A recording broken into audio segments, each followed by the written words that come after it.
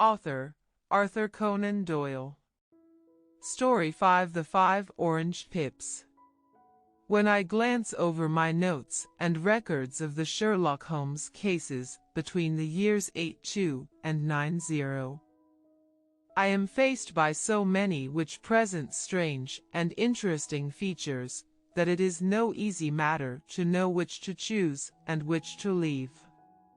Some, however, have already gained publicity through the papers, and others have not offered a field for those peculiar qualities which my friend possessed in so high a degree, and which it is the object of these papers to illustrate.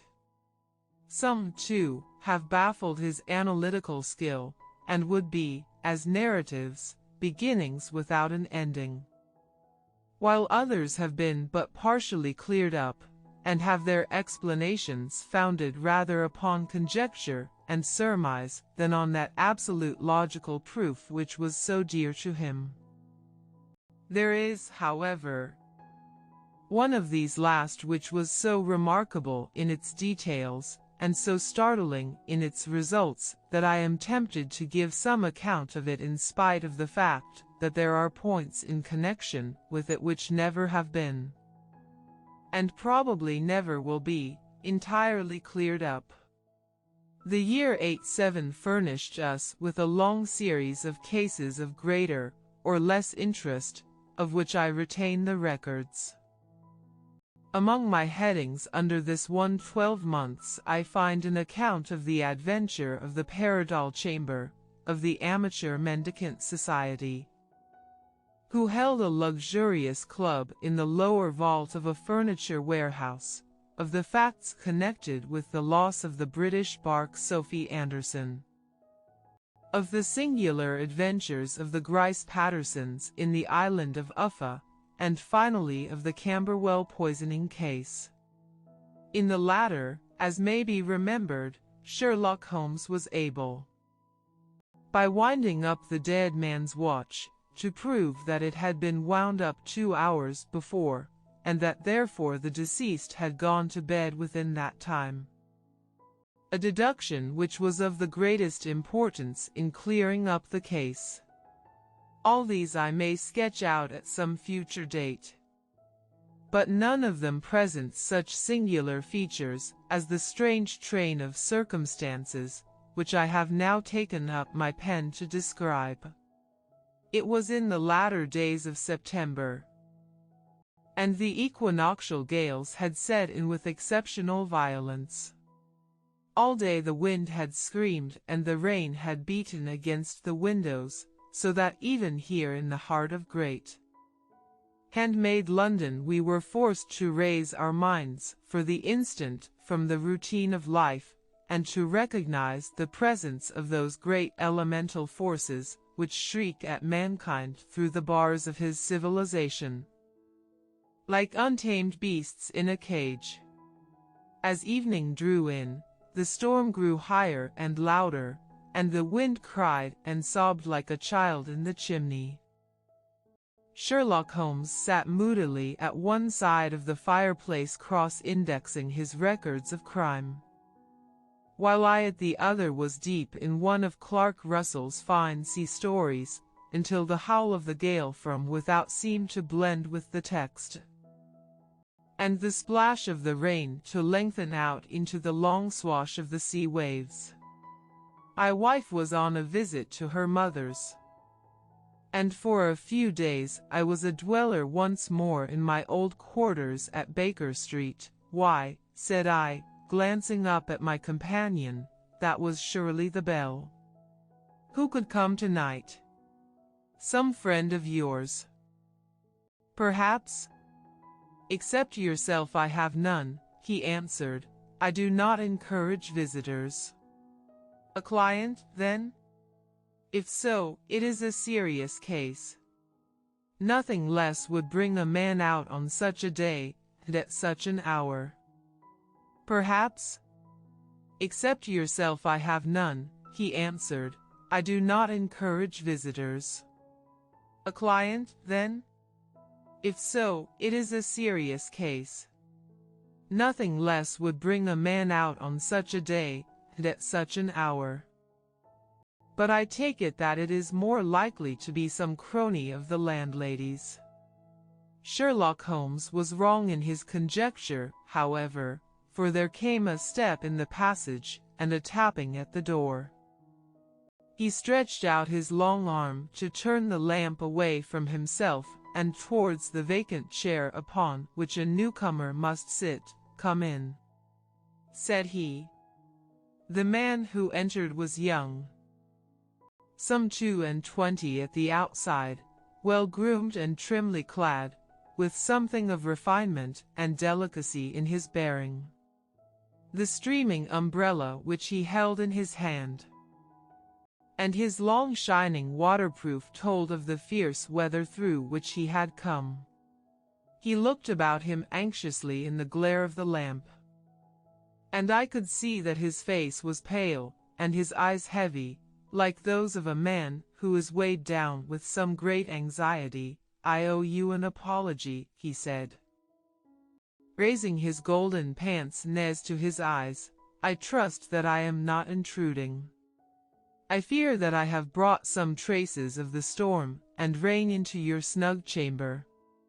Give me your coat and umbrella," said Holmes. "They may rest here on the hook, and will be dry presently. You have come up from the southwest, I see." "Yes, from Horsham. That clay and chalk mixture which I see upon your toe caps is quite distinctive. I have come for advice. That is easily got.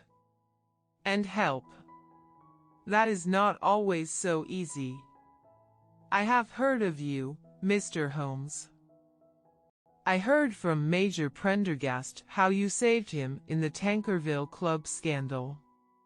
"Ah, of course. He was wrongfully accused of cheating at cards. He said that you could solve anything. He said too much. That you are never beaten.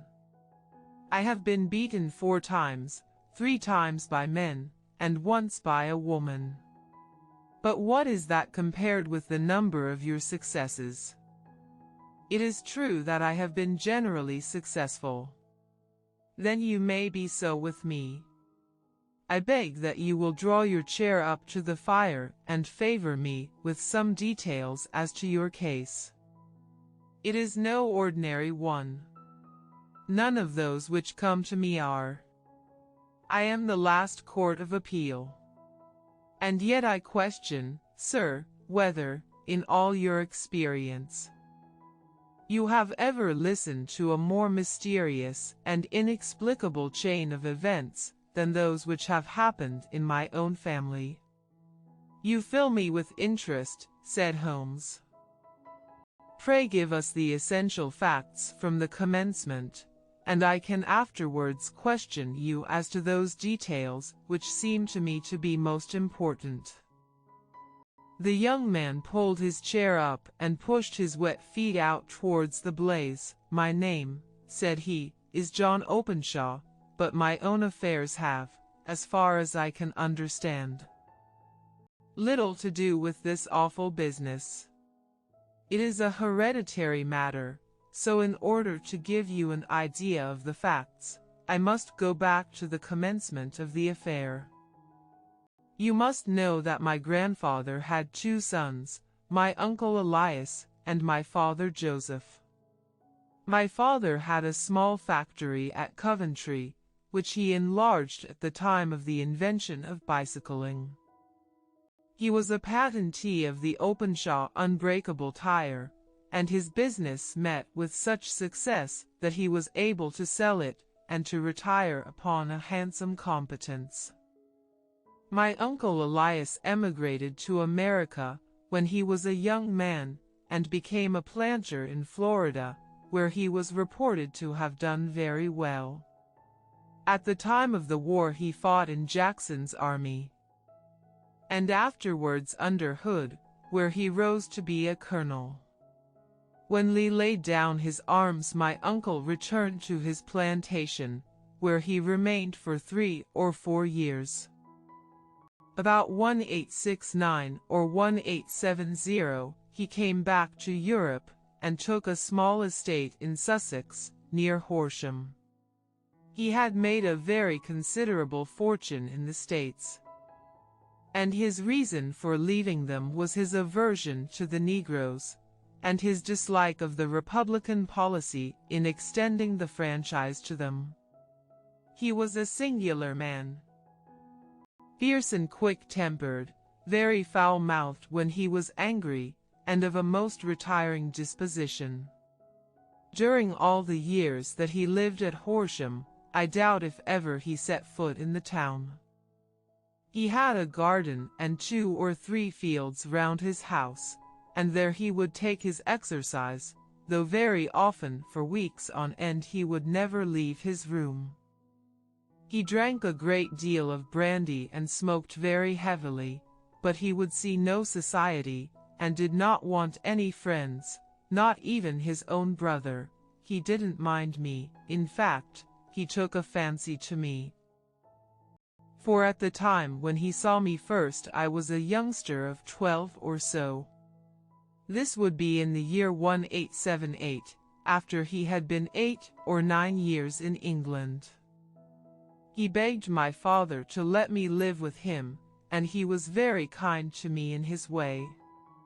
When he was sober he used to be fond of playing backgammon and draughts with me, and he would make me his representative both with the servants and with the tradespeople, so that by the time that I was 16 I was quite master of the house. I kept all the keys and could go where I liked and do what I liked, so long as I did not disturb him in his privacy.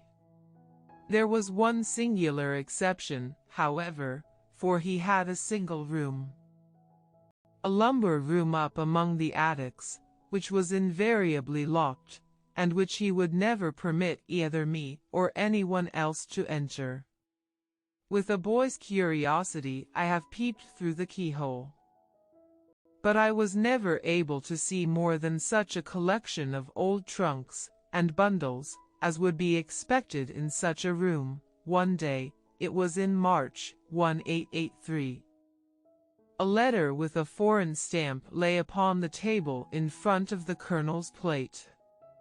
It was not a common thing for him to receive letters, for his bills were all paid in ready money, and he had no friends of any sort. "From India," said he as he took it up, Pondicherry postmark. "What can this be?" Opening it hurriedly, out there jumped 5 little dried orange pips, which pattered down upon his plate. I began to laugh at this, but the laugh was struck from my lips at the sight of his face. His lip had fallen, his eyes were protruding, his skin the color of putty, and he glared at the envelope which he still held in his trembling hand. K. He shrieked, and then, my God, my sins have overtaken me. "What is it, uncle?" I cried. "Death," said he, and rising from the table he retired to his room, leaving me palpitating with horror. I took up the envelope and saw scrawled in red ink upon the inner flap, just above the gum, the letter K 3 times repeated. There was nothing else save the 5 dried pips. What could be the reason of his overpowering terror? I left the breakfast table, and as I ascended the stair I met him coming down with an old rusty key, which must have belonged to the attic, in one hand, and a small brass box, like a cash box, in the other. "They may do what they like, but I'll checkmate them still," said he with an oath. "Tell Mary that I shall want a fire in my room today, and send down to Fordham, the Horsham lawyer." I did as he ordered, and when the lawyer arrived I was asked to step up to the room. The fire was burning brightly, and in the grate there was a mass of black, fluffy ashes, as of burned paper. while the brass box stood open and empty beside it.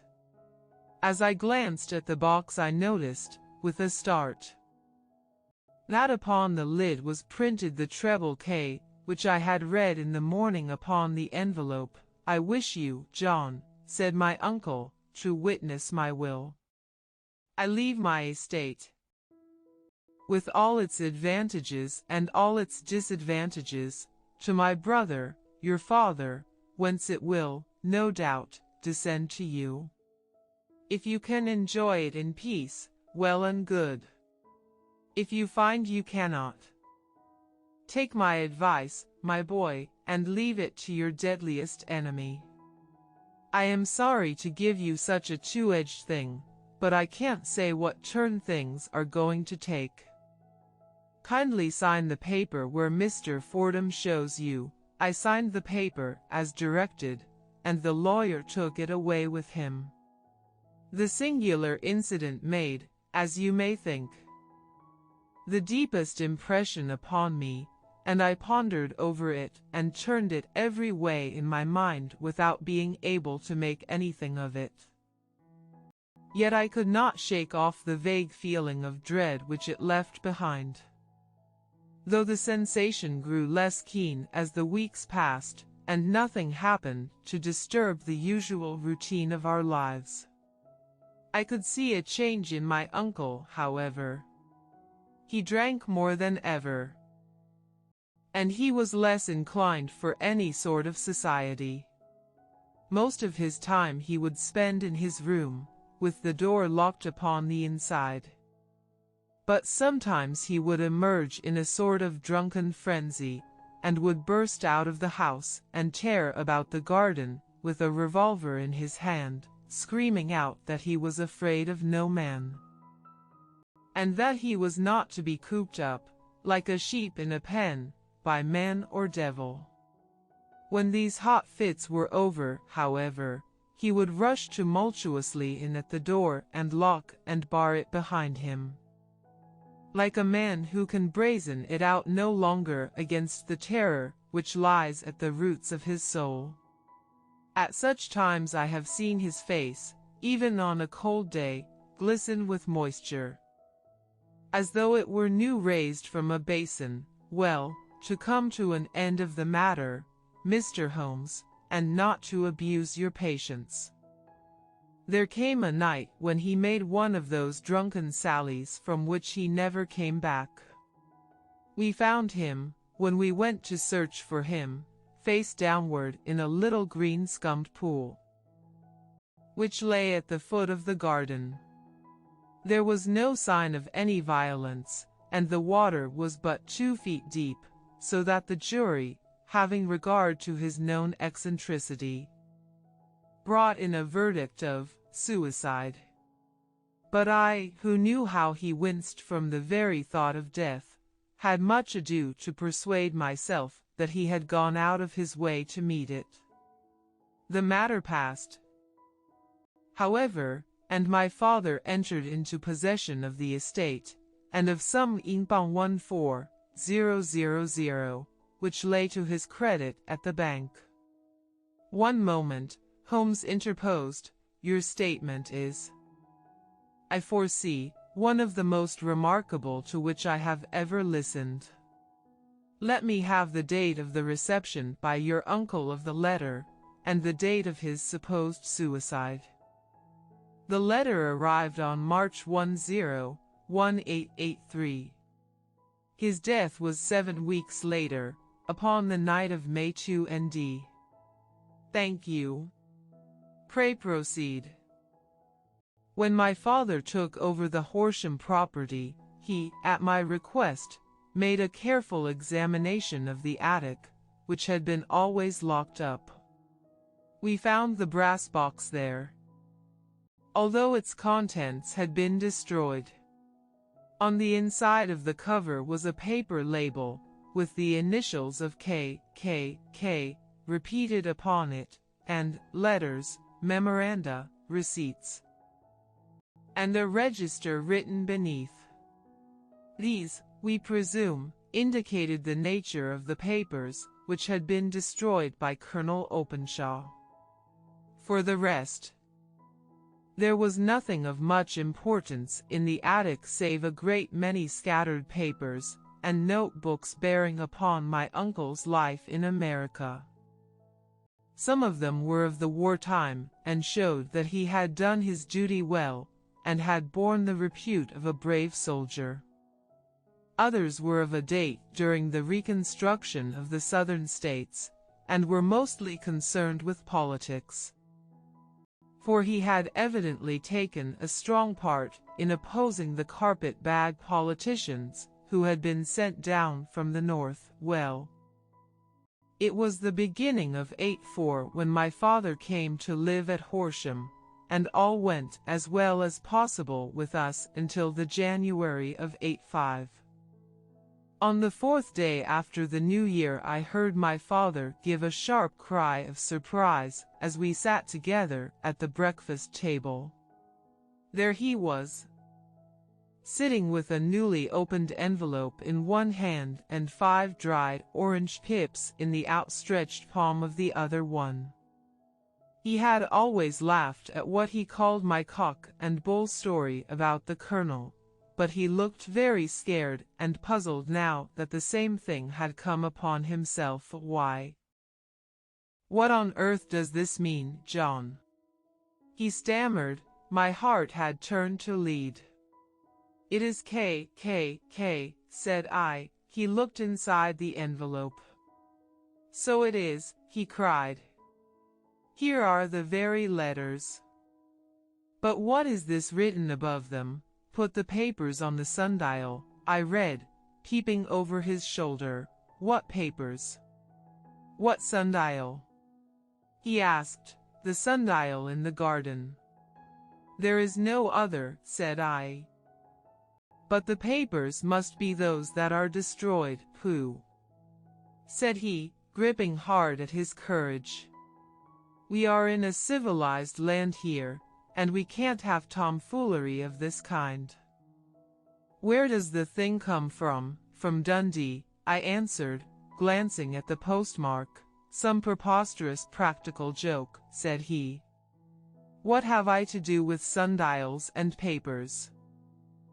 "I shall take no notice of such nonsense. I should certainly speak to the police," I said, "and be laughed at for my pains."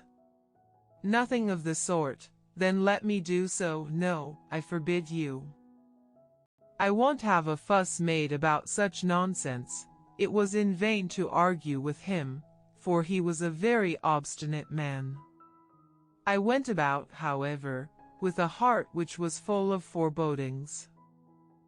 On the 3rd day after the coming of the letter my father went from home to visit an old friend of his, Major Freebody, who is in command of one of the forts upon Portsdown Hill. I was glad that he should go, for it seemed to me that he was farther from danger when he was away from home. In that, however, I was in error. Upon the 2nd day of his absence I received a telegram from the Major, imploring me to come at once. My father had fallen over one of the deep chalk pits which abound in the neighborhood, and was lying senseless, with a shattered skull. I hurried to him, but he passed away without having ever recovered his consciousness. He had, as it appears, been returning from Fareham in the twilight, and as the country was unknown to him, and the chalk pit unfenced, the jury had no hesitation in bringing in a verdict of death from accidental causes. Carefully as I examined every fact connected with his death, I was unable to find anything which could suggest the idea of murder. There were no signs of violence, no footmarks, no robbery, no record of strangers having been seen upon the roads. And yet I need not tell you that my mind was far from at ease, and that I was well nigh certain that some foul plot had been woven round him. In this sinister way I came into my inheritance. You will ask me why I did not dispose of it. I answer, because I was well convinced that our troubles were in some way dependent upon an incident in my uncle's life, and that the danger would be as pressing in one house as in another. It was in January, 85, that my poor father met his end, and 2 years and 8 months have elapsed since then. During that time I have lived happily at Horsham, and I had begun to hope that this curse had passed away from the family, and that it had ended with the last generation. I had begun to take comfort too soon, however. Yesterday morning the blow fell in the very shape in which it had come upon my father. The young man took from his waistcoat a crumpled envelope, and turning to the table he shook out upon it 5 little dried orange pips. This is the envelope, he continued. The postmark is London, Eastern Division. Within are the very words which were upon my father's last message, K, K, K, and then, put the papers on the sundial. What have you done? Asked Holmes. Nothing. Nothing? To tell the truth, he sank his face into his thin, white hands. I have felt helpless. I have felt like one of those poor rabbits when the snake is writhing towards it. I seem to be in the grasp of some resistless, inexorable evil, which no foresight and no precautions can guard against. Tut! Tut! Cried Sherlock Holmes, you must act, man, or you are lost. Nothing but energy can save you. This is no time for despair. I have seen the police. Ah! But they listened to my story with a smile. I am convinced that the inspector has formed the opinion that the letters are all practical jokes, and that the deaths of my relations were really accidents, as the jury stated, and were not to be connected with the warnings. Holmes shook his clenched hands in the air. Incredible imbecility. He cried, they have, however, allowed me a policeman, who may remain in the house with me. Has he come with you tonight? No. His orders were to stay in the house. Again Holmes raved in the air. Why did you come to me? He said, and, above all, why did you not come at once? I did not know. It was only today that I spoke to Major Prendergast about my troubles, and was advised by him to come to you. It is really 2 days since you had the letter. We should have acted before this. You have no further evidence, I suppose, than that which you have placed before us. No suggestive detail which might help us? There is one thing, said John Openshaw. He rummaged in his coat pocket, and, drawing out a piece of discolored, blue-tinted paper, he laid it out upon the table. I have some remembrance, said he, that on the day when my uncle burned the papers I observed that the small, unburned margins which lay amid the ashes were of this particular color. I found this single sheet upon the floor of his room, and I am inclined to think that it may be one of the papers which has, perhaps, fluttered out from among the others, and in that way has escaped destruction. Beyond the mention of pips, I do not see that it helps us much. I think myself that it is a page from some private diary. The writing is undoubtedly my uncle's. I do not see that it helps us much. I think myself that it is a page from some private diary. The writing is undoubtedly my uncle's. Holmes moved the lamp, and we both bent over the sheet of paper, which showed by its ragged edge that it had indeed been torn from a book. It was headed, March 1869. And beneath were the following enigmatical notices, 4th. Hudson came. Same old platform, 7th. Set the pips on Macaulay, Paramore, and John Swain of St. Augustine, 9th. Macaulay cleared, 10th. John Swain cleared, 12th. Visited Paramore. All well. Thank you, said Holmes, folding up the paper and returning it to our visitor. And now you must on no account lose another instant. We cannot spare time even to discuss what you have told me. You must get home instantly and act. What shall I do? There is but one thing to do. It must be done at once. You must put this piece of paper which you have shown us into the brass box which you have described. You must also put in a note to say that all the other papers were burned by your uncle, and that this is the only one which remains.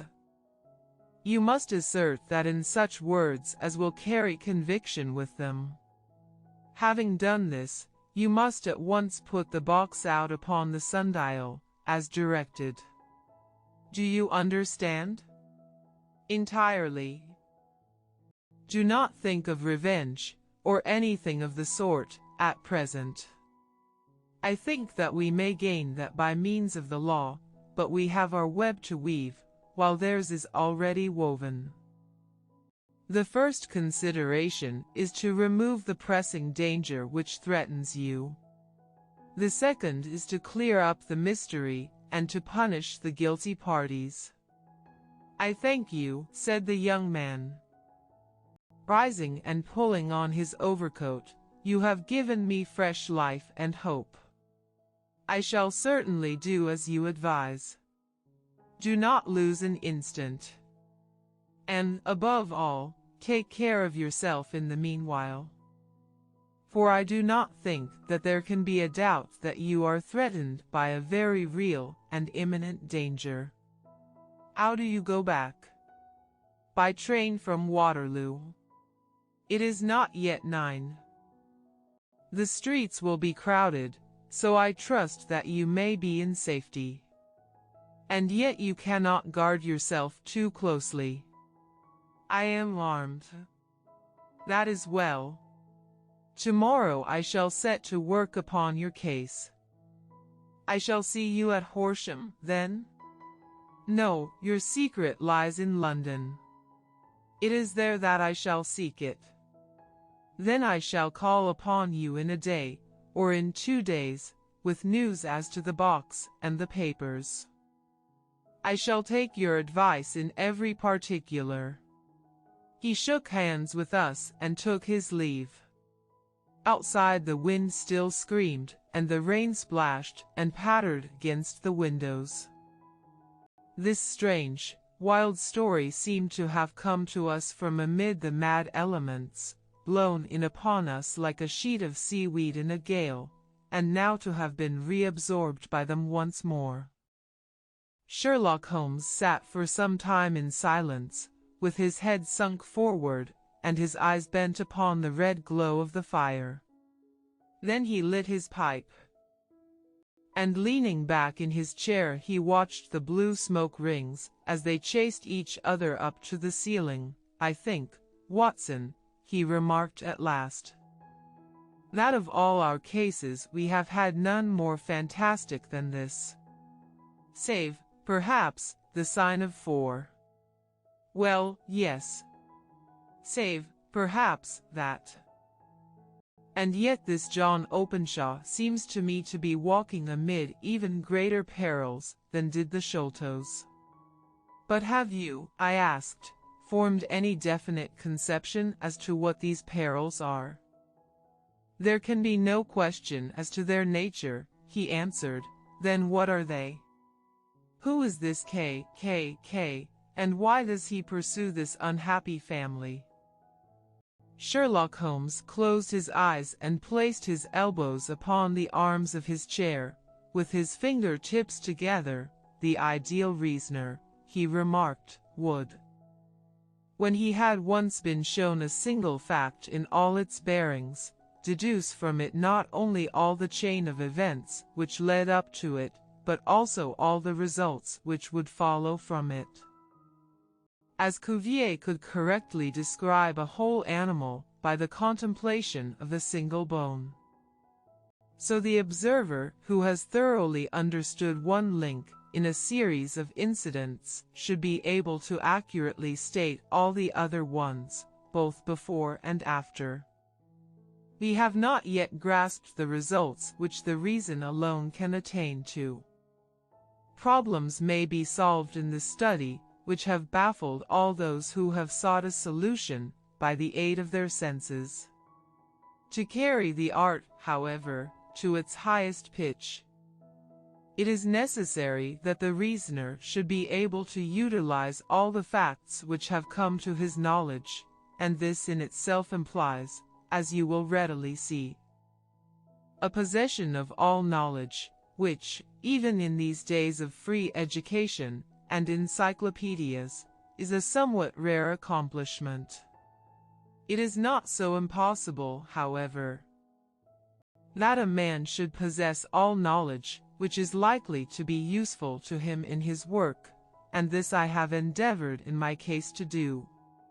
If I remember rightly, you on one occasion, in the early days of our friendship, defined my limits in a very precise fashion. Yes, I answered, laughing, it was a singular document. Philosophy, astronomy, and politics were marked at 0, I remember. Botany variable, geology profound as regards the mud stains from any region within 50 miles of town, chemistry eccentric, anatomy unsystematic, sensational literature and crime records unique, violin player, boxer, swordsman, lawyer, and self-poisoner by cocaine and tobacco. Those, I think, were the main points of my analysis. Holmes grinned at the last item. Well, he said, I say now, as I said then, that a man should keep his little brain attic stocked with all the furniture that he is likely to use, and the rest he can put away in the lumber room of his library, where he can get it if he wants it. Now, for such a case as the one which has been submitted to us tonight, we need certainly to muster all our resources. Kindly hand me down the letter K of the American Encyclopedia, which stands upon the shelf beside you. Thank you. Now let us consider the situation, and see what may be deduced from it. In the first place, we may start with a strong presumption that Colonel Openshaw had some very strong reason for leaving America. Men at his time of life do not change all their habits, and exchange willingly the charming climate of Florida for the lonely life of an English provincial town. His extreme love of solitude in England suggests the idea that he was in fear of someone or something. So we may assume as a working hypothesis that it was fear of someone or something which drove him from America. As to what it was he feared, we can only deduce that by considering the formidable letters which were received by himself and his successors. Did you remark the postmarks of those letters? The first was from Pondicherry, the second from Dundee, and the third from London. From East London. What do you deduce from that? They are all seaports. That the writer was on board of a ship. Excellent. We have already a clue. There can be no doubt that the probability, the strong probability, is that the writer was on board of a ship. And now let us consider another point. In the case of Pondicherry, 7 weeks elapsed between the threat and its fulfillment. In Dundee it was only some 3 or 4 days. Does that suggest anything? A greater distance to travel. But the letter had also a greater distance to come. Then I do not see the point. There is at least a presumption that the vessel in which the man or men are is a sailing ship. It looks as if they always send their singular warning or token before them when starting upon their mission. You see how quickly the deed followed the sign when it came from Dundee. If they had come from Pondicherry in a steamer, they would have arrived almost as soon as their letter. But, as a matter of fact, 7 weeks elapsed. I think that those 7 weeks represented the difference between the mail boat which brought the letter and the sailing vessel which brought the writer. It is possible. More than that. It is probable. And now you see the deadly urgency of this new case, and why I urged young Openshaw to caution. The blow has always fallen at the end of the time which it would take the senders to travel the distance. But this one comes from London, and therefore we cannot count upon delay. Good God! I cried, what can it mean, this relentless persecution? The papers which Openshaw carried are obviously of vital importance to the person or persons in the sailing ship. I think that it is quite clear that there must be more than one of them. A single man could not have carried out 2 deaths in such a way as to deceive a coroner's jury. There must have been several in it, and they must have been men of resource and determination. Their papers they mean to have, be the holder of them who it may. In this way UCK ceases to be the initials of an individual and becomes the badge of a society. But of what society? Have you never, said Sherlock Holmes, bending forward and sinking his voice, have you never heard of the Ku Klux Klan? I never have. Holmes turned over the leaves of the book upon his knee. Here it is, said he presently, Ku Klux Klan. A name derived from the fanciful resemblance to the sound produced by cocking a rifle. This terrible secret society was formed by some ex-Confederate soldiers in the southern states after the Civil War. And it rapidly formed local branches in different parts of the country, notably in Tennessee, Louisiana, the Carolinas, Georgia, and Florida.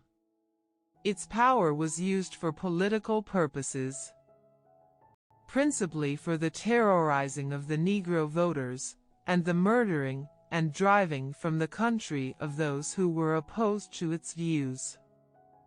Its outrages were usually preceded by a warning sent to the marked man in some fantastic, but generally recognized shape, a sprig of oak leaves in some parts, melon seeds or orange pips in others.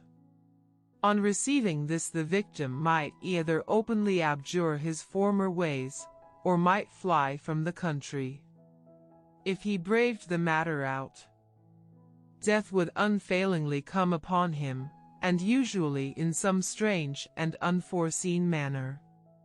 So perfect was the organization of the society, and so systematic its methods, that there is hardly a case upon record where any man succeeded in braving it with impunity, or in which any of its outrages were traced home to the perpetrators.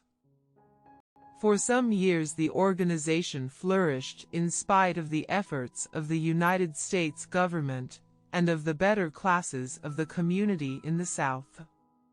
Eventually, in the year 1869, the movement rather suddenly collapsed, although there have been sporadic outbreaks of the same sort since that date, you will observe, said Holmes, laying down the volume, that the sudden breaking up of the society was coincident with the disappearance of Openshaw from America with their papers. It may well have been cause and effect. It is no wonder that he and his family have some of the more implacable spirits upon their track. You can understand that this register and diary may implicate some of the first men in the South, and that there may be many who will not sleep easy at night until it is recovered. Then the page we have seen is such as we might expect. It ran, if I remember right, sent the pips to A, B, and C, that is, sent the society's warning to them. Then there are successive entries that A and B cleared, or left the country, and finally that C was visited, with, I fear, a sinister result for C. Well, I think, Doctor, that we may let some light into this dark place, and I believe that the only chance young Openshaw has in the meantime is to do what I have told him. There is nothing more to be said or to be done tonight. So hand me over my violin, and let us try to forget for half an hour the miserable weather, and the still more miserable ways of our fellow men. It had cleared in the morning, and the sun was shining with a subdued brightness through the dim veil which hangs over the great city. Sherlock Holmes was already at breakfast when I came down. You will excuse me for not waiting for you, said he. I have, I foresee, a very busy day before me in looking into this case of young Openshaw's. What steps will you take? I asked. It will very much depend upon the results of my first inquiries. I may have to go down to Horsham, after all. You will not go there first? No, I shall commence with the city. Just ring the bell, and the maid will bring up your coffee. As I waited, I lifted the unopened newspaper from the table and glanced my eye over it. It rested upon a heading which sent a chill to my heart. Holmes, I cried, you are too late. Ah, said he, laying down his cup, I feared as much. How was it done? He spoke calmly, but I could see that he was deeply moved. My eye caught the name of Openshaw, and the heading, Tragedy near Waterloo Bridge. Here is the account. Between 9 and 10 last night, Police Constable Cook, of the H Division, on duty near Waterloo Bridge, heard a cry for help and a splash in the water. The night, however, was extremely dark and stormy, so that, in spite of the help of several passers-by, it was quite impossible to effect a rescue. The alarm, however, was given, and, by the aid of the water police, the body was eventually recovered. It proved to be that of a young gentleman whose name, as it appears from an envelope which was found in his pocket, was John Openshaw, and whose residence is near Horsham. It is conjectured that he may have been hurrying down to catch the last train from Waterloo Station, and that in his haste and the extreme darkness he missed his path, and walked over the edge of one of the small landing places for river steamboats. The body exhibited no traces of violence, and there can be no doubt that the deceased had been the victim of an unfortunate accident, which should have the effect of calling the attention of the authorities to the condition of the riverside landing stages. We sat in silence for some minutes. Holmes more depressed and shaken than I had ever seen him. That hurts my pride, Watson, he said at last. It is a petty feeling, no doubt, but it hurts my pride. It becomes a personal matter with me now, and, if God sends me health, I shall set my hand upon this gang. That he should come to me for help, and that I should send him away to his death." He sprang from his chair, and paced about the room in uncontrollable agitation, with a flush upon his sallow cheeks, and a nervous clasping and unclasping of his long thin hands. "They must be cunning devils," he exclaimed at last.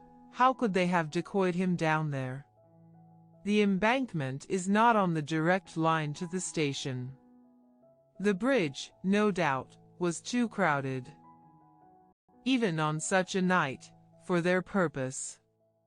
Well, Watson, we shall see who will win in the long run. I am going out now." "To the police?" "No, I shall be my own police.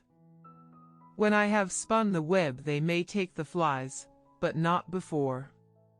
All day I was engaged in my professional work, and it was late in the evening before I returned to Baker Street." Sherlock Holmes had not come back yet. It was nearly 10 o'clock before he entered, looking pale and worn.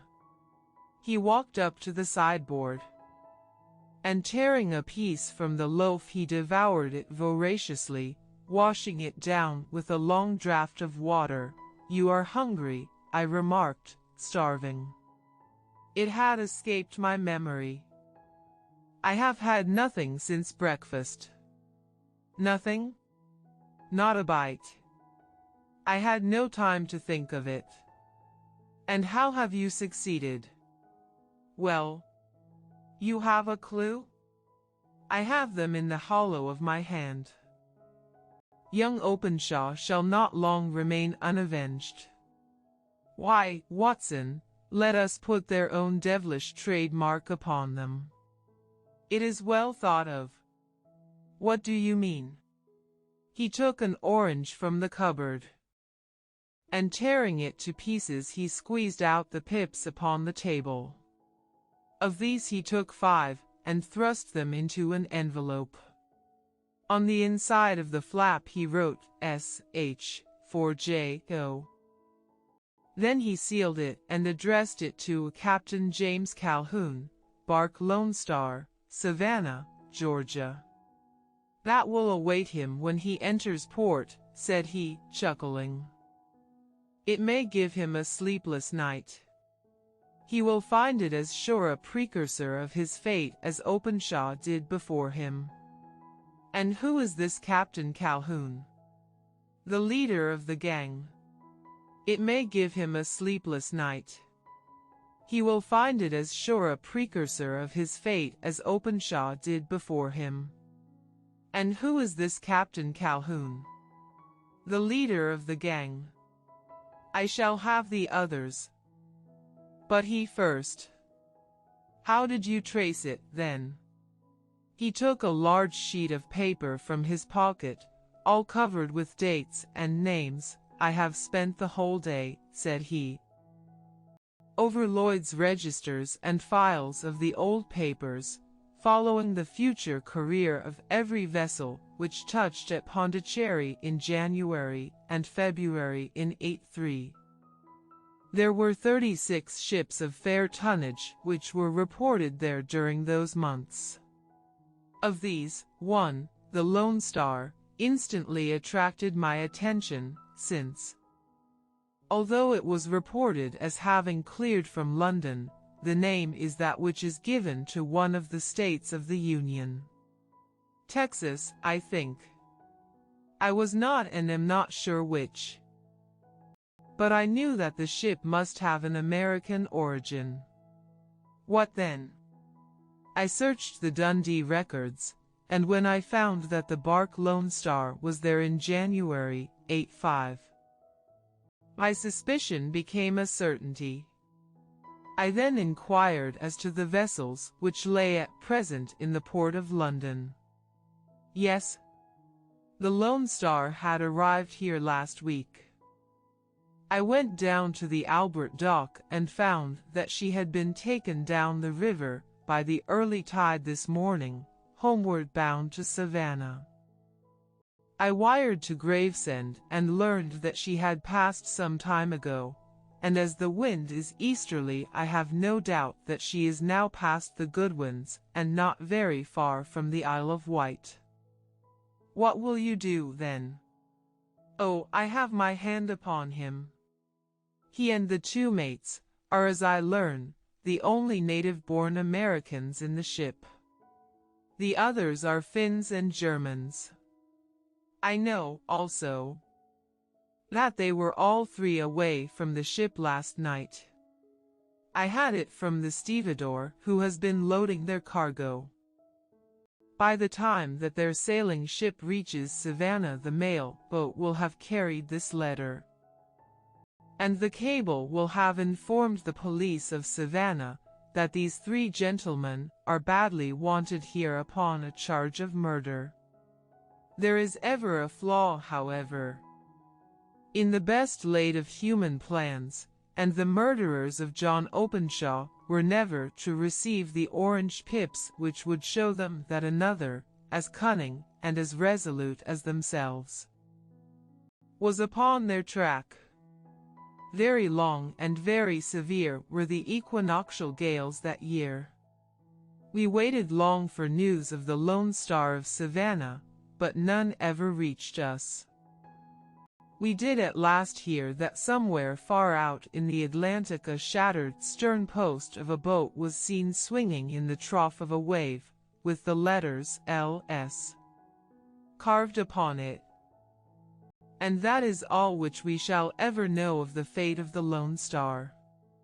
Story 6: The Man with the Twisted Lip. Isa Whitney, brother of the late Elias Whitney, D.D., principal of the Theological College of St. George's, was much addicted to opium. The habit grew upon him, as I understand, from some foolish freak when he was at college. For having read De Quincey's description of his dreams and sensations, he had drenched his tobacco with laudanum in an attempt to produce the same effects. He found, as so many more have done, that the practice is easier to attain than to get rid of, and for many years he continued to be a slave to the drug, an object of mingled horror and pity to his friends and relatives. I can see him now, with yellow, pasty face, drooping lids, and pinpoint pupils, all huddled in a chair, the wreck and ruin of a noble man. One night, it was in June, '89, there came a ring to my bell, about the hour when a man gives his first yawn and glances at the clock. I sat up in my chair, and my wife laid her needle-work down in her lap and made a little face of disappointment. "A patient," said she, "you'll have to go out." I groaned, for I was newly come back from a weary day. We heard the door open, a few hurried words, and then quick steps upon the linoleum. Our own door flew open, and a lady, clad in some dark-colored stuff, with a black veil, entered the room. "You will excuse my calling so late," she began, and then, suddenly losing her self-control, she ran forward, threw her arms about my wife's neck, and sobbed upon her shoulder. "Oh, I'm in such trouble," she cried. "I do so want a little help." "Why," said my wife, pulling up her veil, "it is Kate Whitney." "How you startled me, Kate. I had not an idea who you were when you came in. I didn't know what to do, so I came straight to you." That was always the way. Folk who were in grief came to my wife like birds to a lighthouse. "It was very sweet of you to come. Now, you must have some wine and water, and sit here comfortably and tell us all about it. Or should you rather that I sent James off to bed?" "Oh, no, no.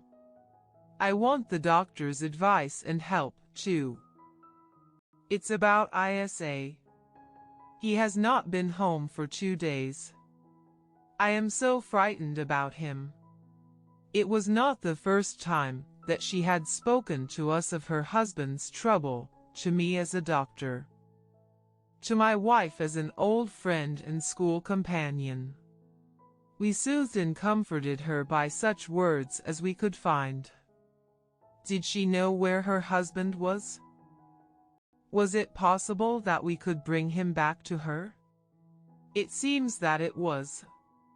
She had the surest information that of late he had, when the fit was on him, made use of an opium den in the farthest east of the city. Hitherto his orgies had always been confined to one day, and he had come back, twitching and shattered, in the evening. But now the spell had been upon him 48 hours, and he lay there, doubtless among the dregs of the docks, breathing in the poison, or sleeping off the effects. There he was to be found, she was sure of it, at the Bar of Gold, in Upper Swandam Lane. But what was she to do?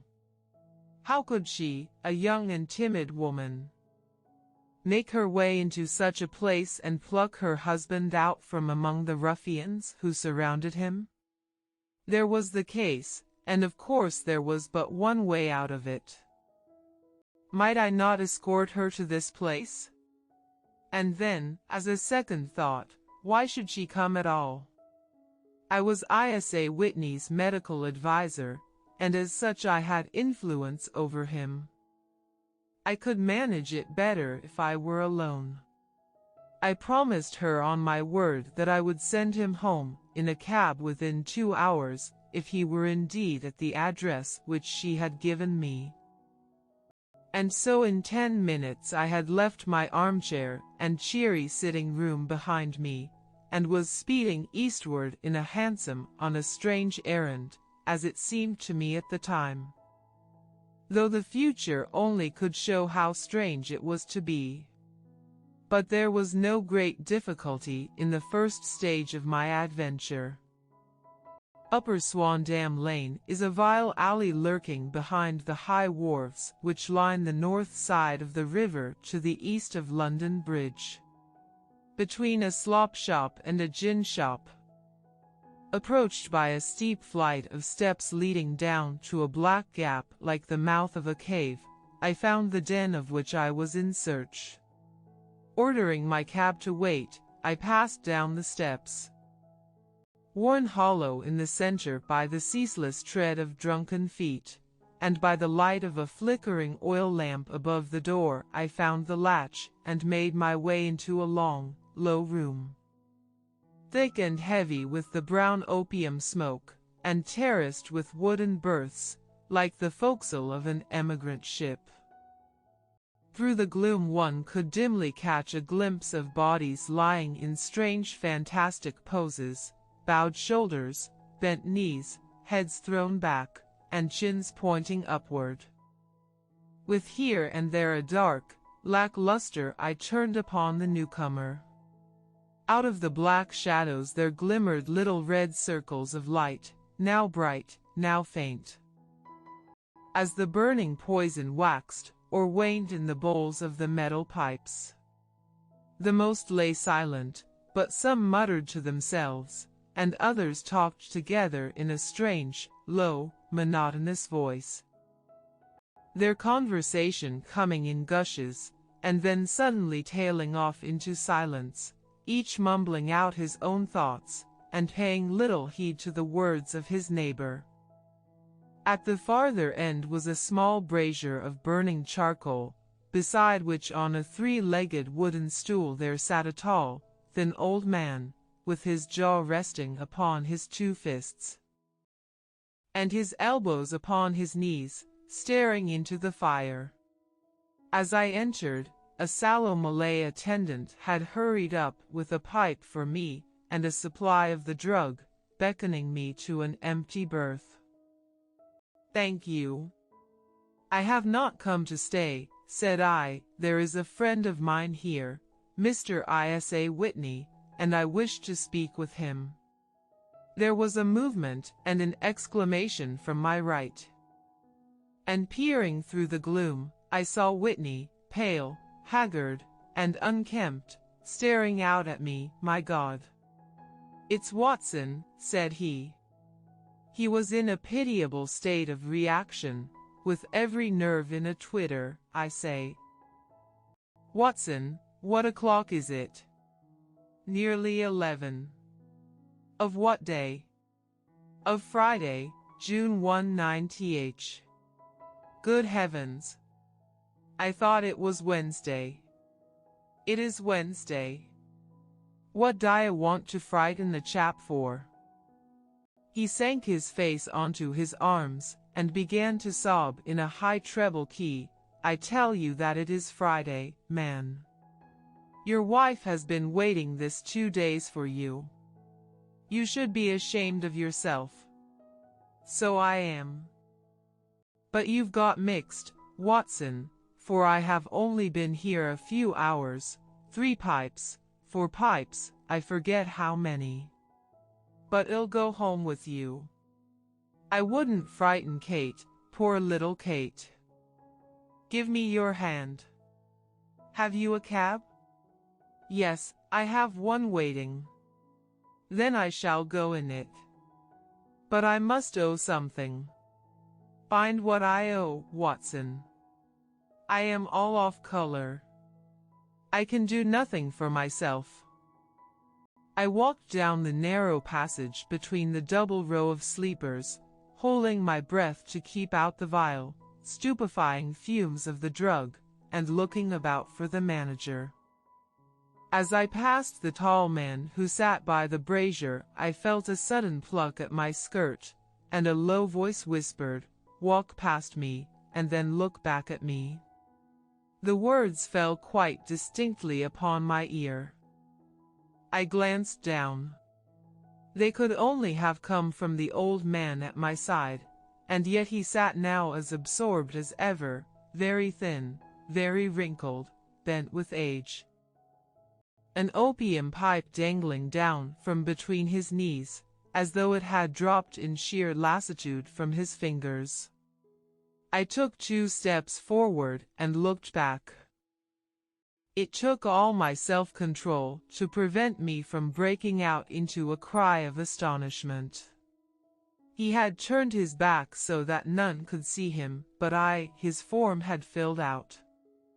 His wrinkles were gone, the dull eyes had regained their fire, and there, sitting by the fire and grinning at my surprise, was none other than Sherlock Holmes. He made a slight motion to me to approach him, and instantly, as he turned his face half round to the company once more, subsided into a doddering, loose-lipped senility. "Holmes," I whispered, "what on earth are you doing in this den?" "As low as you can," he answered. "I have excellent ears. If you would have the great kindness to get rid of that sottish friend of yours, I should be exceedingly glad to have a little talk with you. I have a cab outside." "Then pray send him home in it. You may safely trust him, for he appears to be too limp to get into any mischief. I should recommend you also to send a note by the cabman to your wife to say that you have thrown in your lot with me. If you will wait outside, I shall be with you in 5 minutes." It was difficult to refuse any of Sherlock Holmes' requests, for they were always so exceedingly definite, and put forward with such a quiet air of mastery. I felt, however, that when Whitney was once confined in the cab my mission was practically accomplished, and for the rest, I could not wish anything better than to be associated with my friend in one of those singular adventures, which were the normal condition of his existence. In a few minutes I had written my note, paid Whitney's bill, led him out to the cab, and seen him driven through the darkness. In a very short time a decrepit figure had emerged from the opium den, and I was walking down the street with Sherlock Holmes. For 2 streets he shuffled along with a bent back and an uncertain foot. Then, glancing quickly round, he straightened himself out and burst into a hearty fit of laughter, I suppose. "Watson," said he, "that you imagine that I have added opium smoking to cocaine injections, and all the other little weaknesses on which you have favored me with your medical views. I was certainly surprised to find you there. But not more so than I to find you. I came to find a friend. And I to find an enemy." "An enemy?" "Yes, one of my natural enemies, or, shall I say, my natural prey. Briefly, Watson, I am in the midst of a very remarkable inquiry, and I have hoped to find a clue in the incoherent ramblings of these sots, as I have done before now. Had I been recognized in that den, my life would not have been worth an hour's purchase, for I have used it before now for my own purposes. And the rascally lascar who runs it has sworn to have vengeance upon me. There is a trap door at the back of that building, near the corner of Paul's Wharf, which could tell some strange tales of what has passed through it upon the moonless nights." "What? You do not mean bodies?" "Aye, bodies, Watson. We should be rich men if we had $1000 for every poor devil who has been done to death in that den. It is the vilest murder trap on the whole riverside. And I fear that Neville St. Clair has entered it never to leave it more. But our trap should be here." He put his 2 forefingers between his teeth and whistled shrilly. A signal which was answered by a similar whistle from the distance, followed shortly by the rattle of wheels and the clink of horses' hoofs. "Now, Watson," said Holmes, as a tall dog-cart dashed up through the gloom, throwing out 2 golden tunnels of yellow light from its side lanterns, "you'll come with me, won't you? If I can be of use." "Oh, a trusty comrade is always of use, and a chronicler still more so. My room at the Cedars is a double-bedded one." "The Cedars?" "Yes, that is Mr. St. Clair's house. I am staying there while I conduct the inquiry." "Where is it, then?" "Near Lee, in Kent. We have a 7-mile drive before us. But I am all in the dark." "Of course you are. You'll know all about it presently. Jump up here." "All right, John, we shall not need you. Here's half a crown. Look, you'll know all about it presently. Jump up here."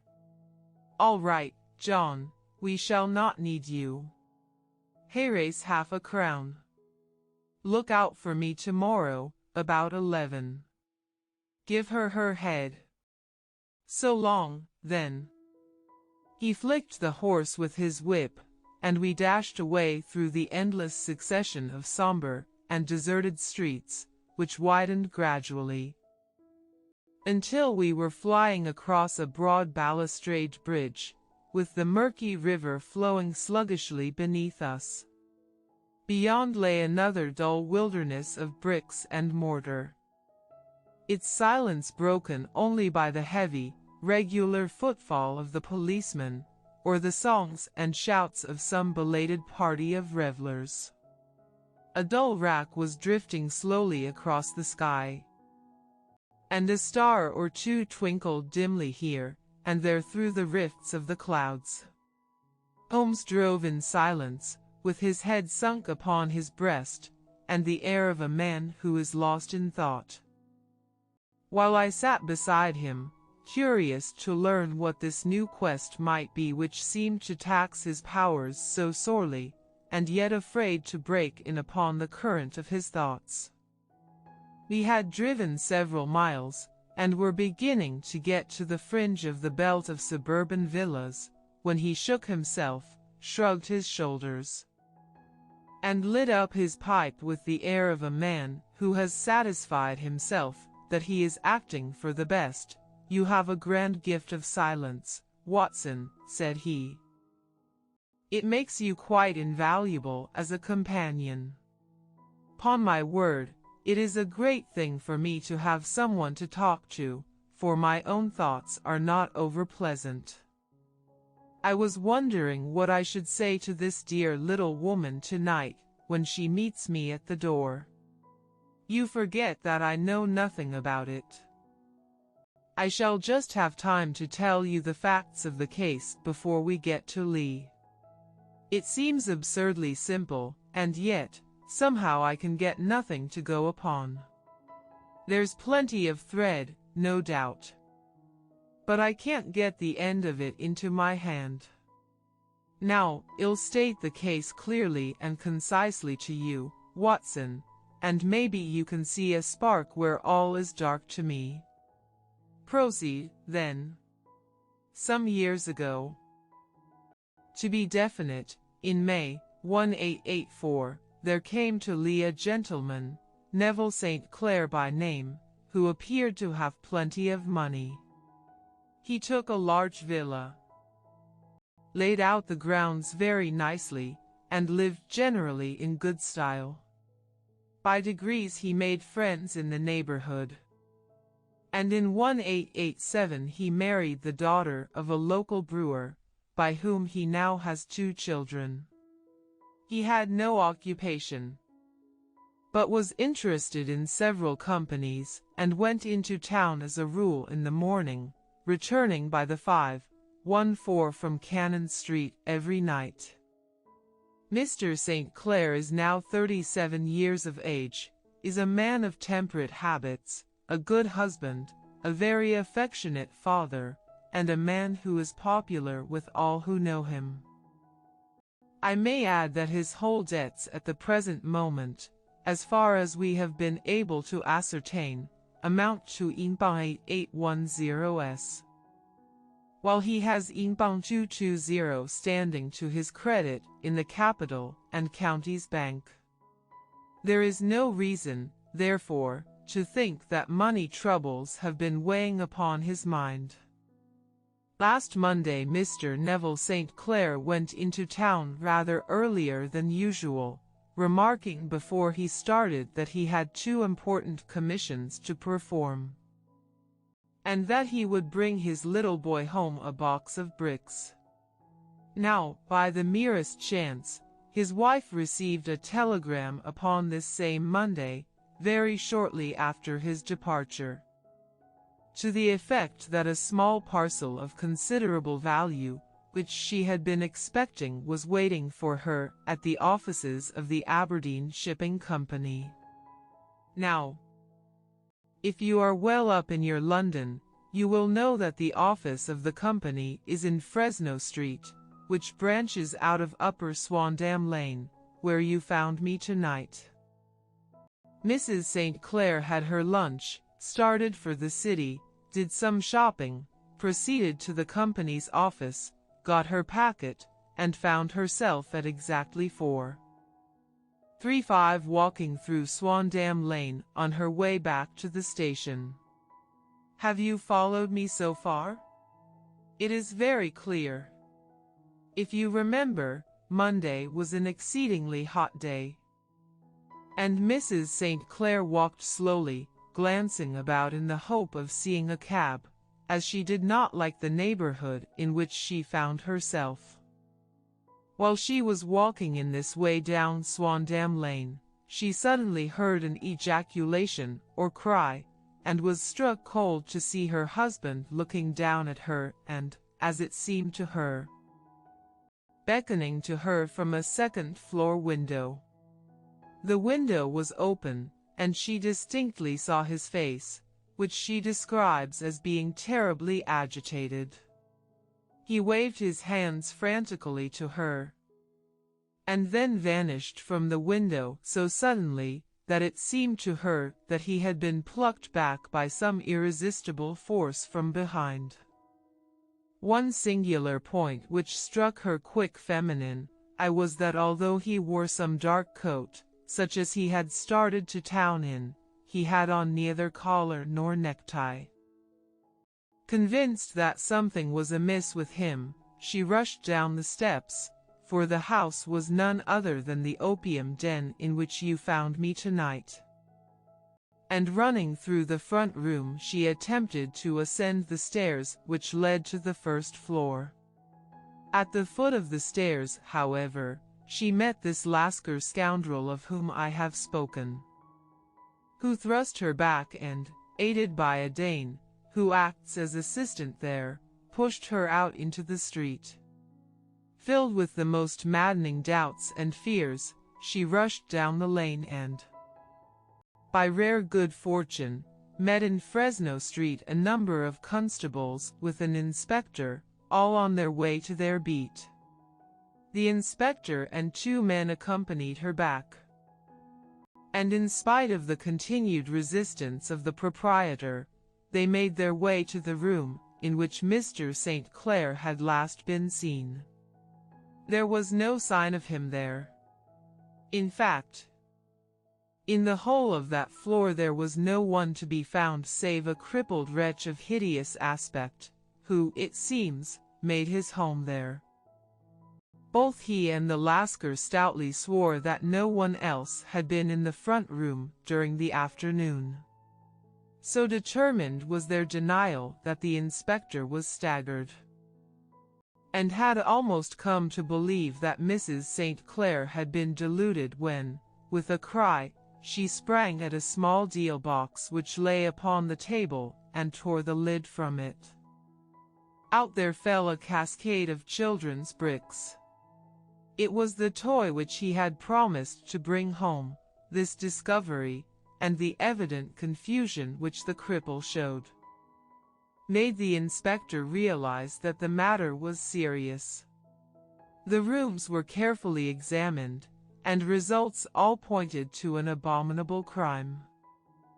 The front room was plainly furnished as a sitting room and led into a small bedroom, which looked out upon the back of one of the wharves. Between the wharf and the bedroom window is a narrow strip, which is dry at low tide, but is covered at high tide with at least 4.5 feet of water. The bedroom window was a broad one and opened from below. On examination, traces of blood were to be seen upon the windowsill, and several scattered drops were visible upon the wooden floor of the bedroom. Thrust away behind a curtain in the front room were all the clothes of Mr. Neville St. Clair, with the exception of his coat. His boots, his socks, his hat, and his watch, all were there. There were no signs of violence upon any of these garments, and there were no other traces of Mr. Neville St. Clair. Out of the window he must apparently have gone, for no other exit could be discovered. And the ominous bloodstains upon the sill gave little promise that he could save himself by swimming, for the tide was at its very highest at the moment of the tragedy. And now as to the villains who seemed to be immediately implicated in the matter. The Lascar was known to be a man of the vilest antecedents, but as, by Mrs. St. Clair's story, he was known to have been at the foot of the stair within a very few seconds of her husband's appearance at the window, he could hardly have been more than an accessory to the crime. His defense was one of absolute ignorance, and he protested that he had no knowledge as to the doings of Hugh Boone, his lodger, and that he could not account in any way for the presence of the missing gentleman's clothes. So much for the Lascar manager. Now for the sinister cripple who lives upon the second floor of the opium den, and who was certainly the last human being whose eyes rested upon Neville St. Clair. His name is Hugh Boone, and his hideous face is one which is familiar to every man who goes much to the city. He is a professional beggar, though in order to avoid the police regulations he pretends to a small trade in wax vestas. Some little distance down Threadneedle Street, upon the left-hand side, there is, as you may have remarked, a small angle in the wall. Here it is that this creature takes his daily seat, cross-legged with his tiny stock of matches on his lap. And as he is a piteous spectacle, a small rain of charity descends into the greasy leather cap which lies upon the pavement beside him. I have watched the fellow more than once before ever I thought of making his professional acquaintance, and I have been surprised at the harvest which he has reaped in a short time. His appearance, you see, is so remarkable that no one can pass him without observing him. A shock of orange hair, a pale face disfigured by a horrible scar, which, by its contraction, has turned up the outer edge of his upper lip, a bulldog chin, and a pair of very penetrating dark eyes, which present a singular contrast to the color of his hair, all mark him out from amid the common crowd of mendicants, and so, too, does his wit, for he is ever ready with a reply to any piece of chaff which may be thrown at him by the passers-by. This is the man whom we now learn to have been the lodger at the opium den, and to have been the last man to see the gentleman of whom we are in quest. But a cripple, said I. What could he have done single-handed against a man in the prime of life? He is a cripple in the sense that he walks with a limp. But in other respects he appears to be a powerful and well-nurtured man. Surely your medical experience would tell you, Watson, that weakness in one limb is often compensated for by exceptional strength in the others. Pray continue your narrative. Mrs. St. Clair had fainted at the sight of the blood upon the window, and she was escorted home in a cab by the police, as her presence could be of no help to them in their investigations. Inspector Barton, who had charge of the case, made a very careful examination of the premises, but without finding anything which threw any light upon the matter. One mistake had been made in not arresting Boone instantly, as he was allowed some few minutes, during which he might have communicated with his friend the Lascar. But this fault was soon remedied, and he was seized and searched, without anything being found which could incriminate him. There were, it is true, some blood stains upon his right shirt sleeve, but he pointed to his ring finger, which had been cut near the nail, and explained that the bleeding came from there, adding that he had been to the window not long before, and that the stains which had been observed there came doubtless from the same source.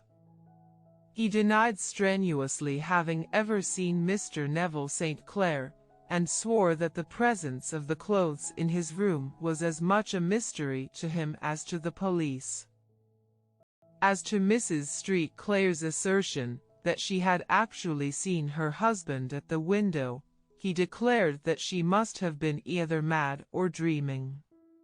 He was removed, loudly protesting, to the police station, while the inspector remained upon the premises in the hope that the ebbing tide might afford some fresh clue, and it did, though they hardly found upon the mud bank what they had feared to find. It was Neville St. Clair's coat, and not Neville St. Clair, which lay uncovered as the tide receded. And what do you think they found in the pockets? I cannot imagine. No, I don't think you would guess. every pocket stuffed with pennies and halfpennies. For 2 1-pennies and 2 70 halfpennies. It was no wonder that it had not been swept away by the tide. But a human body is a different matter. There is a fierce eddy between the wharf and the house. It seemed likely enough that the weighted coat had remained when the stripped body had been sucked away into the river. But I understand that all the other clothes were found in the room. Would the body be dressed in a coat alone? No, sir, but the facts might be met speciously enough. Suppose that this man Boone had thrust Neville St. Clair through the window. There is no human eye which could have seen the deed. What would he do then?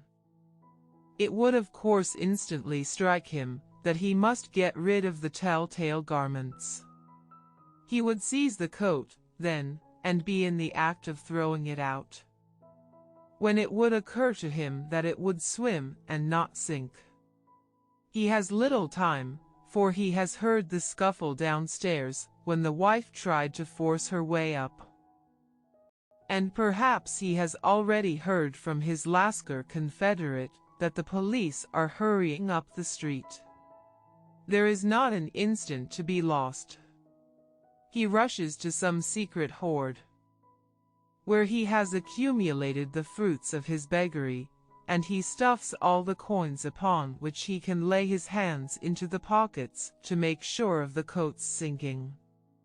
He throws it out, and would have done the same with the other garments had not he heard the rush of steps below, and only just had time to close the window when the police appeared. It certainly sounds feasible. Well, we will take it as a working hypothesis for want of a better. Boone, as I have told you, was arrested and taken to the station. But it could not be shown that there had ever before been anything against him. He had for years been known as a professional beggar. But his life appeared to have been a very quiet and innocent one. There the matter stands at present, and the questions which have to be solved. What Neville St. Clair was doing in the opium den, what happened to him when there, where is he now, and what Hugh Boone had to do with his disappearance, are all as far from a solution as ever. I confess that I cannot recall any case within my experience which looked at the first glance so simple, and yet which presented such difficulties. While Sherlock Holmes had been detailing this singular series of events, he had been whirling through the outskirts of the great town until the last straggling houses had been left behind, and we rattled along with a country hedge upon either side of us. Just as he finished, however, we drove through 2 scattered villages, where a few lights still glimmered in the windows. We are on the outskirts of Lee, said my companion. We have touched on 3 English counties in our short drive, starting in Middlesex, passing over an angle of Surrey, and ending in Kent. See that light among the trees? That is the Cedars. And beside that lamp sits a woman whose anxious ears have already, I have little doubt, caught the clink of our horses' feet. But why are you not conducting the case from Baker Street? I asked, because there are many inquiries which must be made out here. Mrs. St. Clair has most kindly put 2 rooms at my disposal, and you may rest assured that she will have nothing but a welcome for my friend and colleague. I hate to meet her, Watson, when I have no news of her husband. Here we are. Whoa there, whoa. We had pulled up in front of a large villa, which stood within its own grounds. A stable boy had run out to the horse's head, and springing down, I followed Holmes up the small, winding gravel drive which led to the house. As we approached, the door flew open, and a little blonde woman stood in the opening, clad in some sort of light mousseline de soie, with a touch of fluffy pink chiffon at her neck and wrists. She stood with her figure outlined against the flood of light, one hand upon the door, one half raised in her eagerness. Her body slightly bent, her head and face protruded, with eager eyes and parted lips, a standing question, "Well?" She cried, "Well?"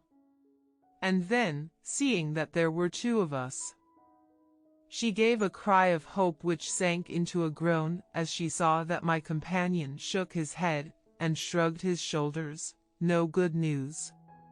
"None." "No bad?" "No." "Thank God for that. But come in. You must be weary, for you have had a long day. This is my friend, Dr. Watson. He has been of most vital use to me in several of my cases, and a lucky chance has made it possible for me to bring him out and associate him with this investigation." "I am delighted to see you," said she, pressing my hand warmly. "You will, I am sure, forgive anything that may be wanting in our arrangements, when you consider the blow which has come so suddenly upon us." "My dear madam," said I am an old campaigner, and if I were not, I can very well see that no apology is needed. If I can be of any assistance, either to you or to my friend here, I shall be indeed happy." "Now, Mr. Sherlock Holmes," said the lady as we entered a well-lit dining room, upon the table of which a cold supper had been laid out, "I should very much like to ask you one or two plain questions, to which I beg that you will give a plain answer." "Certainly, madam. Do not trouble about my feelings. I am not hysterical, nor given to fainting. I simply wish to hear your real opinion." "Upon what point? In your heart of hearts, do you think that Neville is alive?" Sherlock Holmes seemed to be embarrassed by the question. "Frankly, now," she repeated, standing upon the rug and looking keenly down at him as he leaned back in a basket chair. "Frankly, then, madam, I do not." "You think that he is dead?" "I do." "Murdered?" "I don't say that." "Perhaps." "And on what day did he meet his death?" "On Monday." "Then perhaps, Mr. Holmes, you will be good enough to explain how it is that I have received a letter from him today." Sherlock Holmes sprang out of his chair as if he had been galvanized. "What?" he roared. "Yes, today." She stood smiling, holding up a little slip of paper in the air. "May I see it?" "Certainly." He snatched it from her in his eagerness, and smoothing it out upon the table, he drew over the lamp and examined it intently. I had left my chair and was gazing at it over his shoulder. The envelope was a very coarse one, and was stamped with the Gravesend postmark, and with the date of that very day, or rather of the day before, for it was considerably after midnight. "Coarse writing," murmured Holmes. "Surely this is not your husband's writing, madam?" "No, but the enclosure is." I perceive also that whoever addressed the envelope had to go and inquire as to the address. "How can you tell that?" "The name, you see, is in perfectly black ink, which has dried itself. The rest is of the grayish color, which shows that blotting paper has been used. If it had been written straight off, and then blotted, none would be of a deep black shade. This man has written the name, and there has then been a pause before he wrote the address, which can only mean that he was not familiar with it. It is, of course, a trifle. But there is nothing so important as trifles. Let us now see the letter. Ha! There has been an enclosure here. Yes, there was a ring. His signet ring.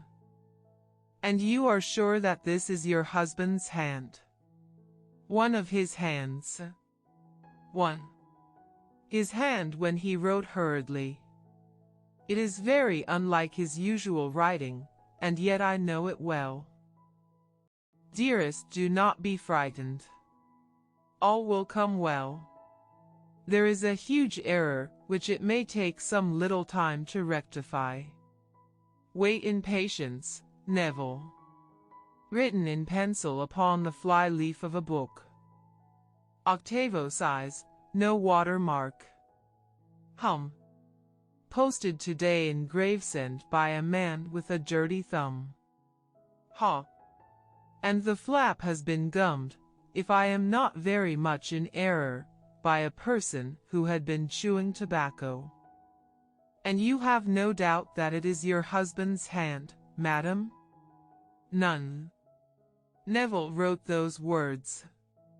And they were posted today at Gravesend. Well, Mrs. St. Clair, the clouds lighten. Though I should not venture to say that the danger is over. But he must be alive, Mr. Holmes.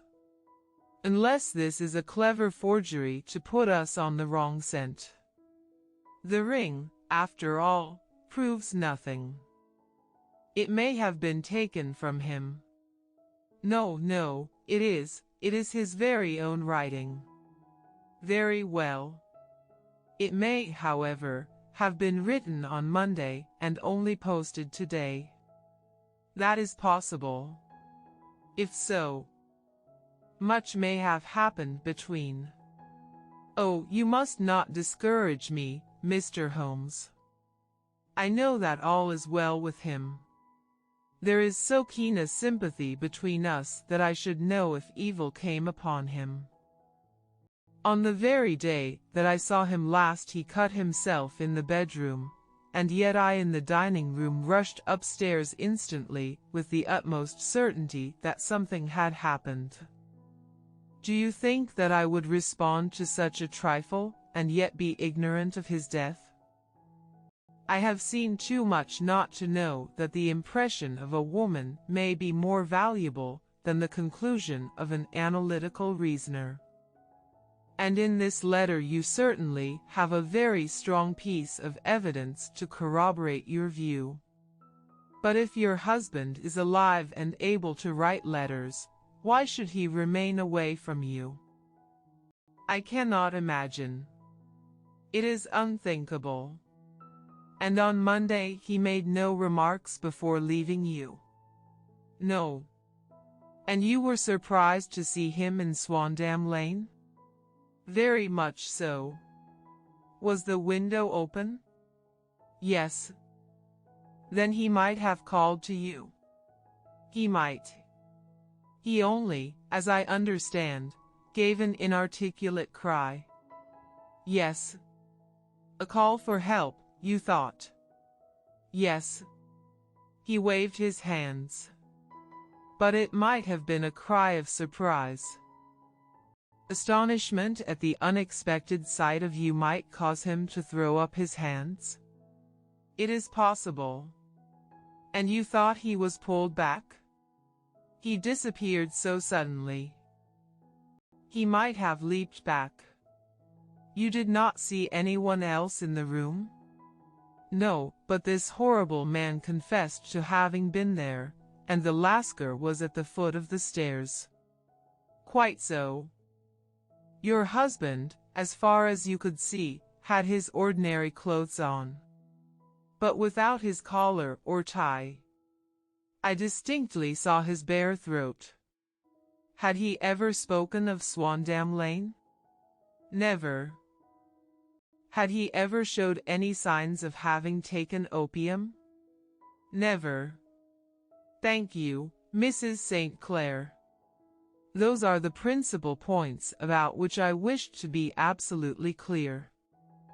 We shall now have a little supper, and then retire, for we may have a very busy day tomorrow.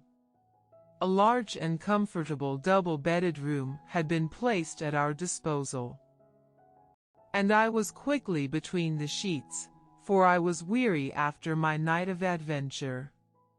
Sherlock Holmes was a man, however, who, when he had an unsolved problem upon his mind, would go for days, and even for a week, without rest, turning it over, rearranging his facts, looking at it from every point of view, until he had either fathomed it, or convinced himself that his data were insufficient. It was soon evident to me that he was now preparing for an all-night sitting. He took off his coat and waistcoat, put on a large blue dressing gown, and then wandered about the room collecting pillows from his bed and cushions from the sofa and armchairs. With these he constructed a sort of Eastern divan, upon which he perched himself cross-legged, with an ounce of shag tobacco and a box of matches laid out in front of him. In the dim light of the lamp I saw him sitting there, an old briar pipe between his lips, his eyes fixed vacantly upon the corner of the ceiling, the blue smoke curling up from him, silent, motionless, with the light shining upon his strong-set aquiline features.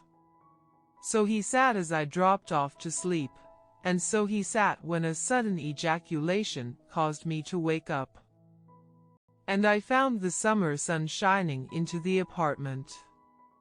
The pipe was still between his lips, the smoke still curled upward, and the room was full of a dense tobacco haze. But nothing remained of the heap of shag which I had seen upon the previous night. "Awake, Watson?" he asked. "Yes." "Game for a morning drive?" "Certainly." "Then dress. No one is stirring yet. But I know where the stable boy sleeps, and we shall soon have the trap out." He chuckled to himself as he spoke, his eyes twinkled, and he seemed a different man to the somber thinker of the previous night. As I dressed I glanced at my watch. It was no wonder that no one was stirring. It was 25 minutes past 4. I had hardly finished when Holmes returned with the news that the boy was putting in the horse. "I want to test a little theory of mine," said he, pulling on his boots. "I think, Watson, that you are now standing in the presence of one of the most absolute fools in Europe. I deserve to be kicked from here to Charing Cross. But I think I have the key of the affair now." "And where is it?" I asked, smiling. "In the bathroom," he answered. "Oh, yes, I am not joking," he continued, seeing my look of incredulity. "I have just been there, and I have taken it out. And I have got it in this Gladstone bag.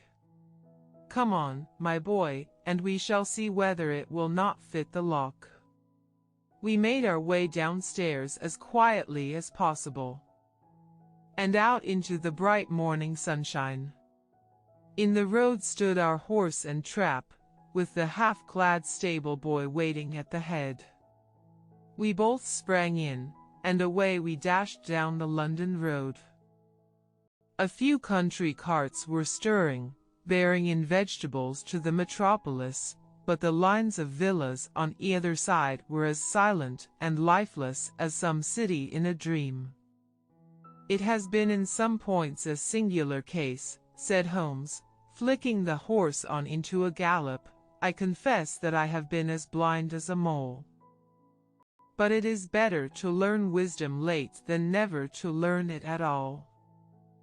In town the earliest risers were just beginning to look sleepily from their windows as we drove through the streets of the Surrey side. Passing down the Waterloo Bridge Road we crossed over the river, and dashing up Wellington Street wheeled sharply to the right, and found ourselves in Bow Street. Sherlock Holmes was well known to the force, and the two constables at the door saluted him. One of them held the horse's head while the other led us in. "Who is on duty?" asked Holmes. "Inspector Bradstreet, sir." "Ah, Bradstreet, how are you?" A tall, stout official had come down the stone-flagged passage, in a peaked cap and frogged jacket. "I wish to have a quiet word with you." Bradstreet: "Certainly, Mr. Holmes. Step into my room here." It was a small, office-like room, with a huge ledger upon the table, and a telephone projecting from the wall. The inspector sat down at his desk. "What can I do for you, Mr. Holmes?" "I called about that beggar man, Boone."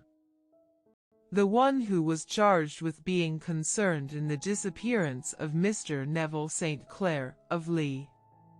"Yes. He was brought up and remanded for further inquiries." "So I heard." "You have him here?" "In the cells." "Is he quiet?" "Oh, he gives no trouble. But he is a dirty scoundrel." "Dirty?" "Yes, it is all we can do to make him wash his hands, and his face is as black as a tinker's." "Well, when once his case has been settled, he will have a regular prison bath, and I think, if you saw him, you would agree with me that he needed it." "I should like to see him very much." "Would you?" "That is easily done. Come this way. You can leave your bag." "No, I think that I'll take it." "Very good. Come this way, if you please." He led us down a passage, opened a barred door, passed down a winding stair, and brought us to a whitewashed corridor, with a line of doors on each side. "The third on the right is his," said the inspector. "Here it is." He quietly shot back a panel in the upper part of the door, and glanced through. "He is asleep," said he. "You can see him very well." We both put our eyes to the grating. The prisoner lay with his face towards us, in a very deep sleep, breathing slowly and heavily. He was a middle-sized man, coarsely clad as became his calling, with a colored shirt protruding through the rent in his tattered coat. He was, as the inspector had said, extremely dirty. But the grime which covered his face could not conceal its repulsive ugliness. A broad weal from an old scar ran right across it from eye to chin, and by its contraction had turned up one side of the upper lip, so that 3 teeth were exposed in a perpetual snarl. A shock of very bright red hair grew low over his eyes and forehead. "He's a beauty, isn't he?" said the inspector. "He certainly needs a wash," remarked Holmes. "I had an idea that he might, and I took the liberty of bringing the tools with me." He opened the Gladstone bag as he spoke, and took out, to my astonishment, a very large bath sponge. "You are a funny one," chuckled the inspector. "Now, if you will have the great goodness to open that door very quietly, we will soon make him cut a much more respectable figure." "Well, I don't know why not," said the inspector. "He doesn't look a credit to the Bow Street cells, does he?" He slipped his key into the lock, and we all very quietly entered the cell. The sleeper half turned, and then settled down once more into a deep slumber. Holmes stooped to the water jug, moistened his sponge, and then rubbed it twice vigorously across and down the prisoner's face. "Let me introduce you," he shouted, "to Mr. Neville St. Clair, of Lee, in the county of Kent. Never in my life have I seen such a sight." The man's face peeled off under the sponge like the bark from a tree. Gone was the coarse brown tint. Gone, too, was the horrid scar which had seamed it across, and the twisted lip which had given the repulsive sneer to the face. A twitch brought away the tangled red hair, and there, sitting up in his bed, was a pale, sad-faced, refined-looking man, black-haired and smooth-skinned, rubbing his eyes and staring about him with sleepy bewilderment. Then suddenly realizing the exposure, he broke into a scream and threw himself down with his face to the pillow. "Great heavens!" cried the inspector, "it is, indeed, the missing man. I know him from the photograph." The prisoner turned with the reckless air of a man who abandons himself to his destiny. "Be it so," said he, "and pray what am I charged with?" "With making away with Mr. Neville Street." "Oh, come. You can't be charged with that unless they make a case of attempted suicide of it," said the inspector with a grin. "Well, I have been 27 years in the force. But this really takes the cake. If I am Mr. Neville St. Clair, then it is obvious that no crime has been committed, and that, therefore, I am illegally detained." "No crime. But a very great error has been committed," said Holmes. "You would have done better to have trusted your wife." "It was not the wife, it was the children," groaned the prisoner. "God help me. I would not have them ashamed of their father. My God! What an exposure! What can I do?" Sherlock Holmes sat down beside him on the couch and patted him kindly on the shoulder. "If you leave it to a court of law to clear the matter up," said he, "of course you can hardly avoid publicity. On the other hand, if you convince the police authorities that there is no possible case against you, I do not know that there is any reason that the details should find their way into the papers. Inspector Bradstreet would, I am sure, make notes upon anything which you might tell us and submit it to the proper authorities. The case would then never go into court at all." "God bless you!" cried the prisoner passionately. "I would have endured imprisonment, aye, even execution, rather than have left my miserable secret as a family blot to my children. You are the first who have ever heard my story. My father was a schoolmaster in Chesterfield, where I received an excellent education. I traveled in my youth, took to the stage, and finally became a reporter on an evening paper in London. One day my editor wished to have a series of articles upon begging in the metropolis, and I volunteered to supply them. There was the point from which all my adventures started. It was only by trying begging as an amateur that I could get the facts upon which to base my articles. When an actor I had, of course, learned all the secrets of making up, and had been famous in the green room for my skill. I took advantage now of my attainments. I painted my face, and to make myself as pitiable as possible, I made a good scar, and fixed one side of my lip in a twist by the aid of a small slip of flesh-colored plaster. Then with a red head of hair and an appropriate dress, I took my station in the business part of the city, ostensibly as a match seller, but really as a beggar. For 7 hours I plied my trade. And when I returned home in the evening, I found to my surprise that I had received no less than 2/6s. For D, I wrote my articles and thought little more of the matter until some time later, I backed a bill for a friend and had a writ served upon me for 5. I was at my wit's end where to get the money, but a sudden idea came to me. I begged a fortnight's grace from the creditor, asked for a holiday from my employers, and spent the time in begging in the city under my disguise. In 10 days I had the money and had paid the debt well.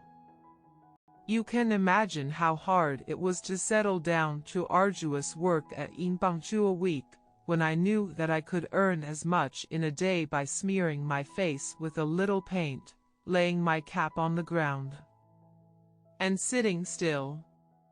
It was a long fight between my pride and the money, but the dollars won at last, and I threw up reporting and sat day after day in the corner which I had first chosen, inspiring pity by my ghastly face and filling my pockets with coppers. Only one man knew my secret.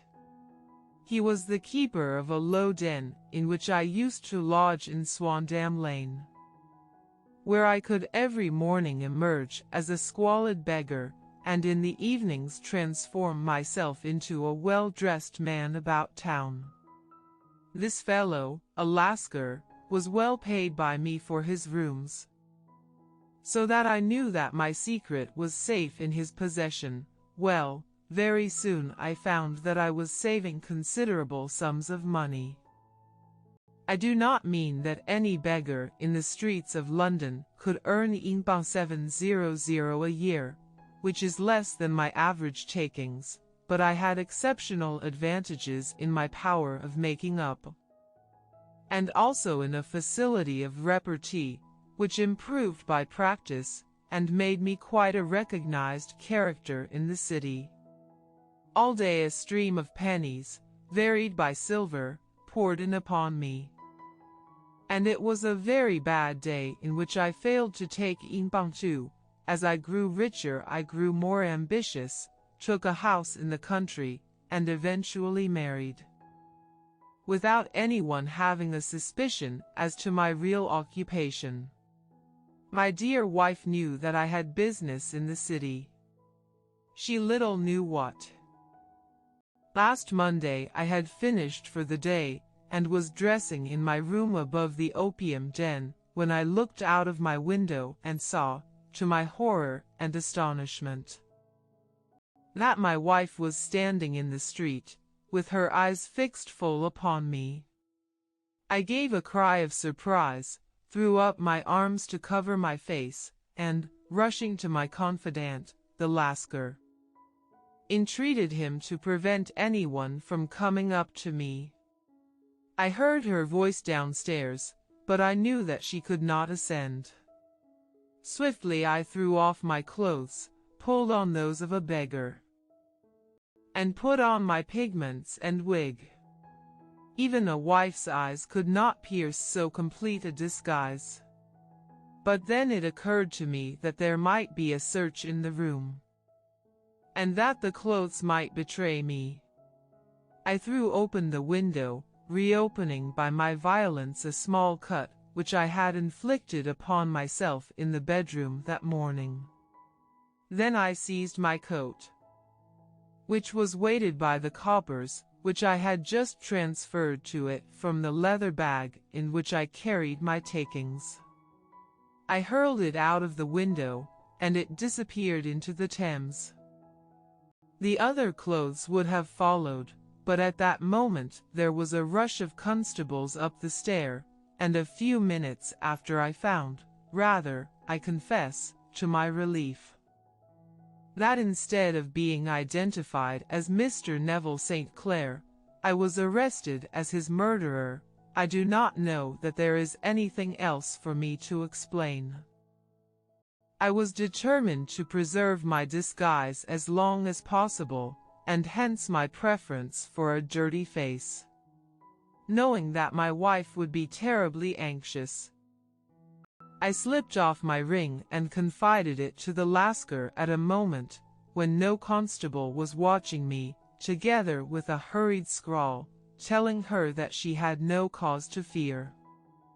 That note only reached her yesterday, said Holmes. Good God! What a week she must have spent. The police have watched this Lascar, said Inspector Bradstreet. And I can quite understand that he might find it difficult to post a letter unobserved. Probably he handed it to some sailor customer of his, who forgot all about it for some days. That was it, said Holmes, nodding approvingly. I have no doubt of it. But have you never been prosecuted for begging? Many times, but what was a fine to me? It must stop here, however, said Bradstreet. If the police are to hush this thing up, there must be no more of Hugh Boone. I have sworn it by the most solemn oaths which a man can take. In that case, I think that it is probable that no further steps may be taken.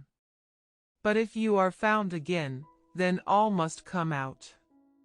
I am sure, Mr. Holmes, that we are very much indebted to you for having cleared the matter up. I wish I knew how you reach your results. I reached this one, said my friend, by sitting upon 5 pillows and consuming an ounce of shag. I think, Watson, that if we drive to Baker Street we shall just be in time for breakfast. Story 7: The Adventure of the Blue Carbuncle. I had called upon my friend Sherlock Holmes upon the second morning after Christmas, with the intention of wishing him the compliments of the season. He was lounging upon the sofa in a purple dressing gown, a pipe rack within his reach upon the right, and a pile of crumpled morning papers, evidently newly studied, near at hand. Beside the couch was a wooden chair, and on the angle of the back hung a very seedy and disreputable hard felt hat, much the worse for wear, and cracked in several places. A lens and a forceps lying upon the seat of the chair suggested that the hat had been suspended in this manner for the purpose of examination. You are engaged, said I. Perhaps I interrupt you. Not at all. I am glad to have a friend with whom I can discuss my results. The matter is a perfectly trivial one. He jerked his thumb in the direction of the old hat. But there are points in connection with it which are not entirely devoid of interest and even of instruction. I seated myself in his armchair and warmed my hands before his crackling fire, for a sharp frost had set in, and the windows were thick with the ice crystals. I suppose, I remarked, that, homely as it looks, this thing has some deadly story linked onto it, that it is the clue which will guide you in the solution of some mystery and the punishment of some crime. No crime, said Sherlock Holmes, laughing. Only one of those whimsical little incidents which will happen when you have 4 million human beings all jostling each other within the space of a few square miles. Amid the action and reaction of so dense a swarm of humanity, every possible combination of events may be expected to take place, and many a little problem will be presented which may be striking and bizarre without being criminal. We have already had experience of such. So much so, I remarked, that of the last 6 cases which I have added to my notes, 3 have been entirely free of any legal crime. Precisely. You allude to my attempt to recover the Irene Adler papers. To the singular case of Miss Mary Sutherland, and to the adventure of the man with the twisted lip. Well, I have no doubt that this small matter will fall into the same innocent category. You know Peterson, the commissionaire? Yes. It is to him that this trophy belongs. It is his hat. No, he found it. Its owner is unknown. I beg that you will look upon it not as a battered billycock, but as an intellectual problem. And, first, as to how it came here. It arrived upon Christmas morning, in company with a good fat goose, which is, I have no doubt, roasting at this moment in front of Peterson's fire.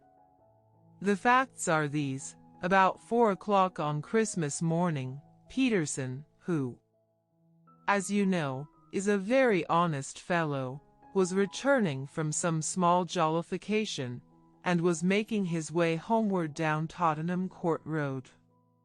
In front of him he saw, in the gaslight, a tallish man, walking with a slight stagger, and carrying a white goose slung over his shoulder. As he reached the corner of Goodge Street, a row broke out between this stranger and a little knot of roughs. One of the latter knocked off the man's hat, on which he raised his stick to defend himself and, swinging it over his head, smashed the shop window behind him.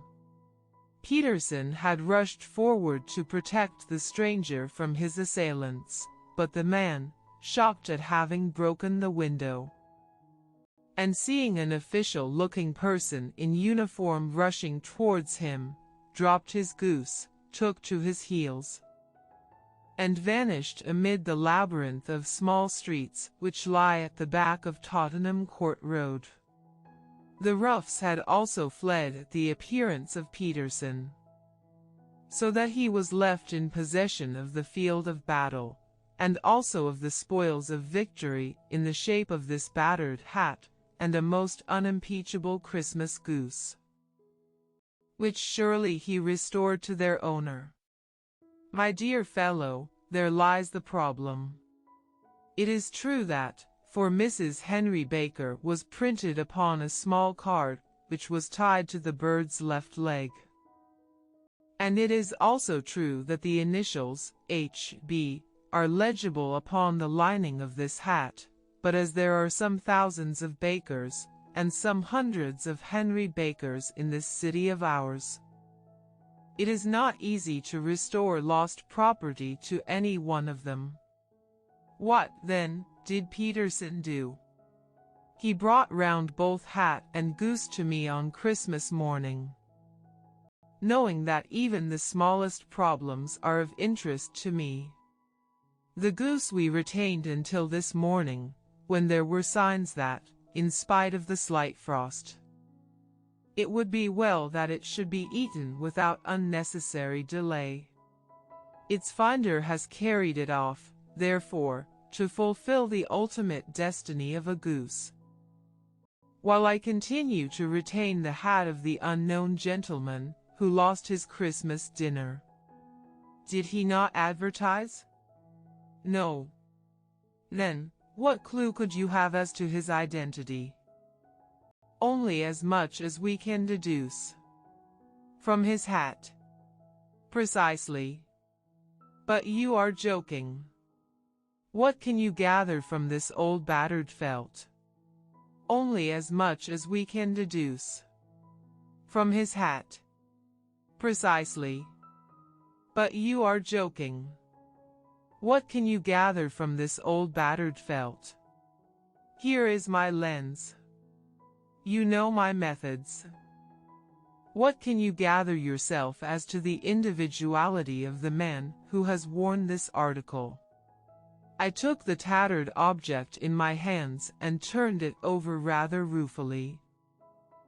It was a very ordinary black hat of the usual round shape, hard and much the worse for wear.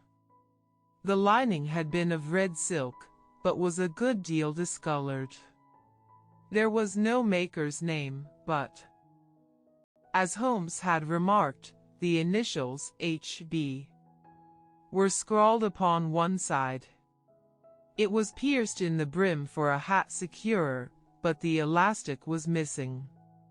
For the rest, it was cracked, exceedingly dusty, and spotted in several places, although there seemed to have been some attempt to hide the discolored patches by smearing them with ink. "I can see nothing," said I, handing it back to my friend. "On the contrary, Watson, you can see everything. You fail, however, to reason from what you see. You are too timid in drawing your inferences. Then, pray tell me what it is that you can infer from this hat." He picked it up and gazed at it in the peculiar introspective fashion which was characteristic of him. "It is perhaps less suggestive than it might have been," he remarked, "and yet there are a few inferences which are very distinct, and a few others which represent at least a strong balance of probability. That the man was highly intellectual is of course obvious upon the face of it, and also that he was fairly well-to-do within the last 3 years, although he has now fallen upon evil days. He had foresight, but has less now than formerly," pointing to a moral retrogression, which, when taken with the decline of his fortunes, seems to indicate some evil influence, probably drink, at work upon him. This may account also for the obvious fact that his wife has ceased to love him.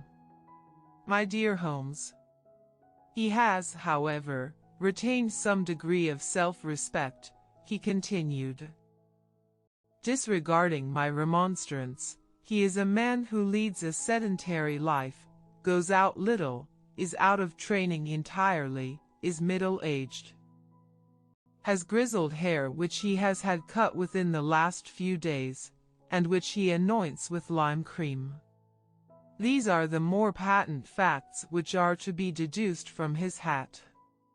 Also, by the way, that it is extremely improbable that he has gas laid on in his house." "You are certainly joking, Holmes." "Not in the least. Is it possible that even now, when I give you these results, you are unable to see how they are attained? I have no doubt that I am very stupid, but I must confess that I am unable to follow you. For example, how did you deduce that this man was intellectual?" For answer Holmes clapped the hat upon his head. It came right over the forehead and settled upon the bridge of his nose. "It is a question of cubic capacity," said he. "A man with so large a brain must have something in it." "The decline of his fortunes, then? This hat is 3 years old. These flat brims curled at the edge came in then. It is a hat of the very best quality. Look at the band of ribbed silk, and the excellent lining. If this man could afford to buy so expensive a hat 3 years ago, and has had no hat since, then he has assuredly gone down in the world." "Well, that is clear enough, certainly. But how about the foresight and the moral retrogression?" Sherlock Holmes laughed. "Here is the foresight," said he, putting his finger upon the little disc and loop of the hat securer. "They are never sold upon hats. If this man ordered one, it is a sign of a certain amount of foresight, since he went out of his way to take this precaution against the wind. But since we see that he has broken the elastic, and has not troubled to replace it, it is obvious that he has less foresight now than formerly, which is a distinct proof of a weakening nature. On the other hand, he has endeavored to conceal some of these stains upon the felt by daubing them with ink, which is a sign that he has not entirely lost his self-respect. Your reasoning is certainly plausible. The further points, that he is middle-aged, that his hair is grizzled, that it has been recently cut, and that he uses lime cream, are all to be gathered from a close examination of the lower part of the lining. The lens discloses a large number of hair ends, clean cut by the scissors of the barber. They all appear to be adhesive, and there is a distinct odor of lime cream. This dust, you will observe, is not the gritty gray dust of the street, but the fluffy brown dust of the house, showing that it has been hung up indoors most of the time. While the marks of moisture upon the inside are proof positive that the wearer perspired very freely, and could therefore hardly be in the best of training. But his wife, you said that she had ceased to love him. This hat has not been brushed for weeks. When I see you, my dear Watson, with a week's accumulation of dust upon your hat, and when your wife allows you to go out in such a state, I shall fear that you also have been unfortunate enough to lose your wife's affection. But he might be a bachelor. Nay, he was bringing home the goose as a peace offering to his wife. Remember the card upon the bird's leg. You have an answer to everything. But how on earth do you deduce that the gas is not laid on in his house? One tallow stain, or even two, might come by chance, but when I see no less than 5, I think that there can be little doubt that the individual must be brought into frequent contact with burning tallow. Walks upstairs at night probably with his hat in one hand and a guttering candle in the other. Anyhow, he never got tallow stains from a gas jet. Are you satisfied?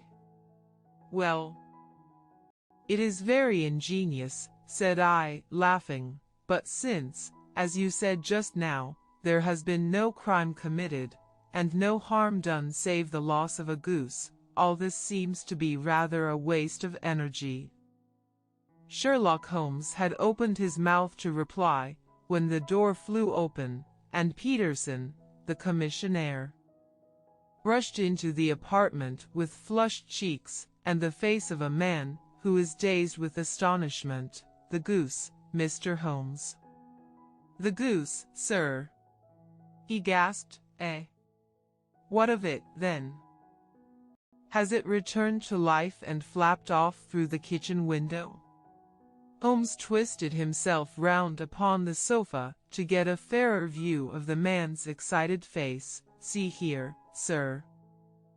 See what my wife found in its crop. He held out his hand and displayed upon the center of the palm a brilliantly scintillating blue stone, rather smaller than a bean in size, but of such purity and radiance that it twinkled like an electric point in the dark hollow of his hand. Sherlock Holmes sat up with a whistle. By Jove, Peterson, said he, this is treasure trove indeed. I suppose you know what you have got. A diamond, sir? A precious stone. It cuts into glass as though it were putty. It's more than a precious stone. It is the precious stone. Not the Countess of Morcar's blue carbuncle. I ejaculated. Precisely so. I ought to know its size and shape, seeing that I have read the advertisement about it in the Times every day lately. It is absolutely unique, and its value can only be conjectured. But the reward offered of £1000 is certainly not within a 20th part of the market price. £1,000. Great Lord of mercy! The commissionaire plumped down into a chair and stared from one to the other of us. That is the reward. And I have reason to know that there are sentimental considerations in the background which would induce the Countess to part with half her fortune if she could but recover the gem. It was lost, if I remember right, at the Hotel Cosmopolitan, I remarked, precisely so, on December 22 ND, just 5 days ago. John Horner, a plumber, was accused of having abstracted it from the lattice jewel case. The evidence against him was so strong that the case has been referred to the assizes. I have some account of the matter here, I believe. He rummaged amid his newspapers, glancing over the dates, until at last he smoothed one out, doubled it over, and read the following paragraph: Hotel Cosmopolitan jewel robbery. John Horner, 26, plumber, was brought up upon the charge of having upon the 22 ND inst. abstracted from the jewel case of the Countess of Morcar the valuable gem known as the Blue Carbuncle. James Ryder, upper attendant at the hotel, gave his evidence to the effect that he had shown Horner up to the dressing room of the Countess of Morcar upon the day of the robbery in order that he might solder the second bar of the grate, which was loose. He had remained with Horner some little time, but had finally been called away. On returning, he found that Horner had disappeared, that the bureau had been forced open, and that the small morocco casket in which, as it afterwards transpired, the Countess was accustomed to keep her jewel, was lying empty upon the dressing table. Ryder instantly gave the alarm, and Horner was arrested the same evening, but the stone could not be found either upon his person or in his rooms. Catherine Cusack, maid to the Countess, deposed to having heard Ryder's cry of dismay on discovering the robbery, and to having rushed into the room, where she found matters as described by the last witness. Inspector Bradstreet, B Division, gave evidence as to the arrest of Horner, who struggled frantically, and protested his innocence in the strongest terms. Evidence of a previous conviction for robbery having been given against the prisoner, the magistrate refused to deal summarily with the offense, but referred it to the assizes. Horner, who had shown signs of intense emotion during the proceedings, fainted away at the conclusion, and was carried out of court. So much for the police court, said Holmes thoughtfully, tossing aside the paper. The question for us now to solve is the sequence of events leading from a rifled jewel case at one end to the crop of a goose in Tottenham Court Road at the other. You see, Watson, our little deductions have suddenly assumed a much more important and less innocent aspect. Here is the stone. The stone came from the goose, and the goose came from Mr. Henry Baker, the gentleman with the bad hat, and all the other characteristics with which I have bored you. So now we must set ourselves very seriously to finding this gentleman, and ascertaining what part he has played in this little mystery. To do this, we must try the simplest means first, and these lie undoubtedly in an advertisement in all the evening papers. If this fail, I shall have recourse to other methods. What will you say? Give me a pencil and that slip of paper. Now, then, found at the corner of Goodge Street, a goose and a black felt hat. Mr. Henry Baker can have the same by applying at 6:30 this evening at 221B, Baker Street.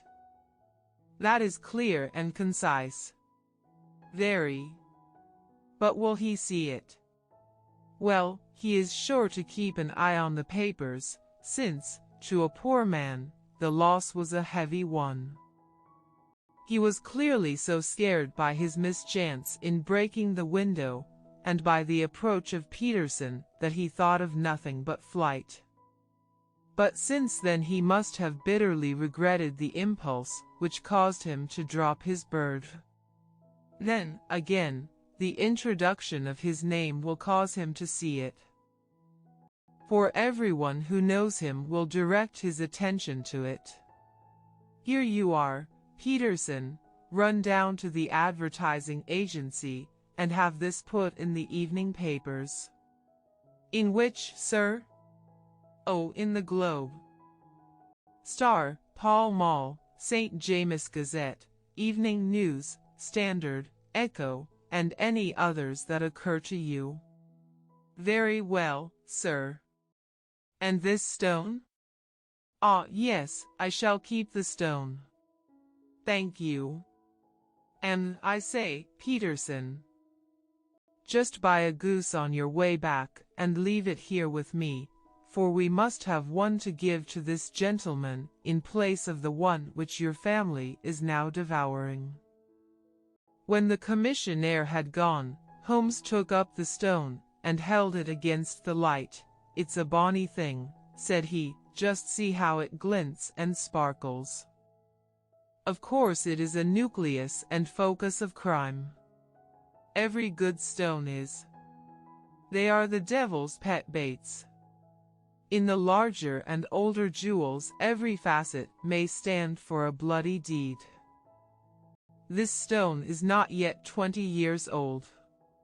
It was found in the banks of the Amoy River in southern China, and is remarkable in having every characteristic of the carbuncle, save that it is blue in shade instead of ruby red.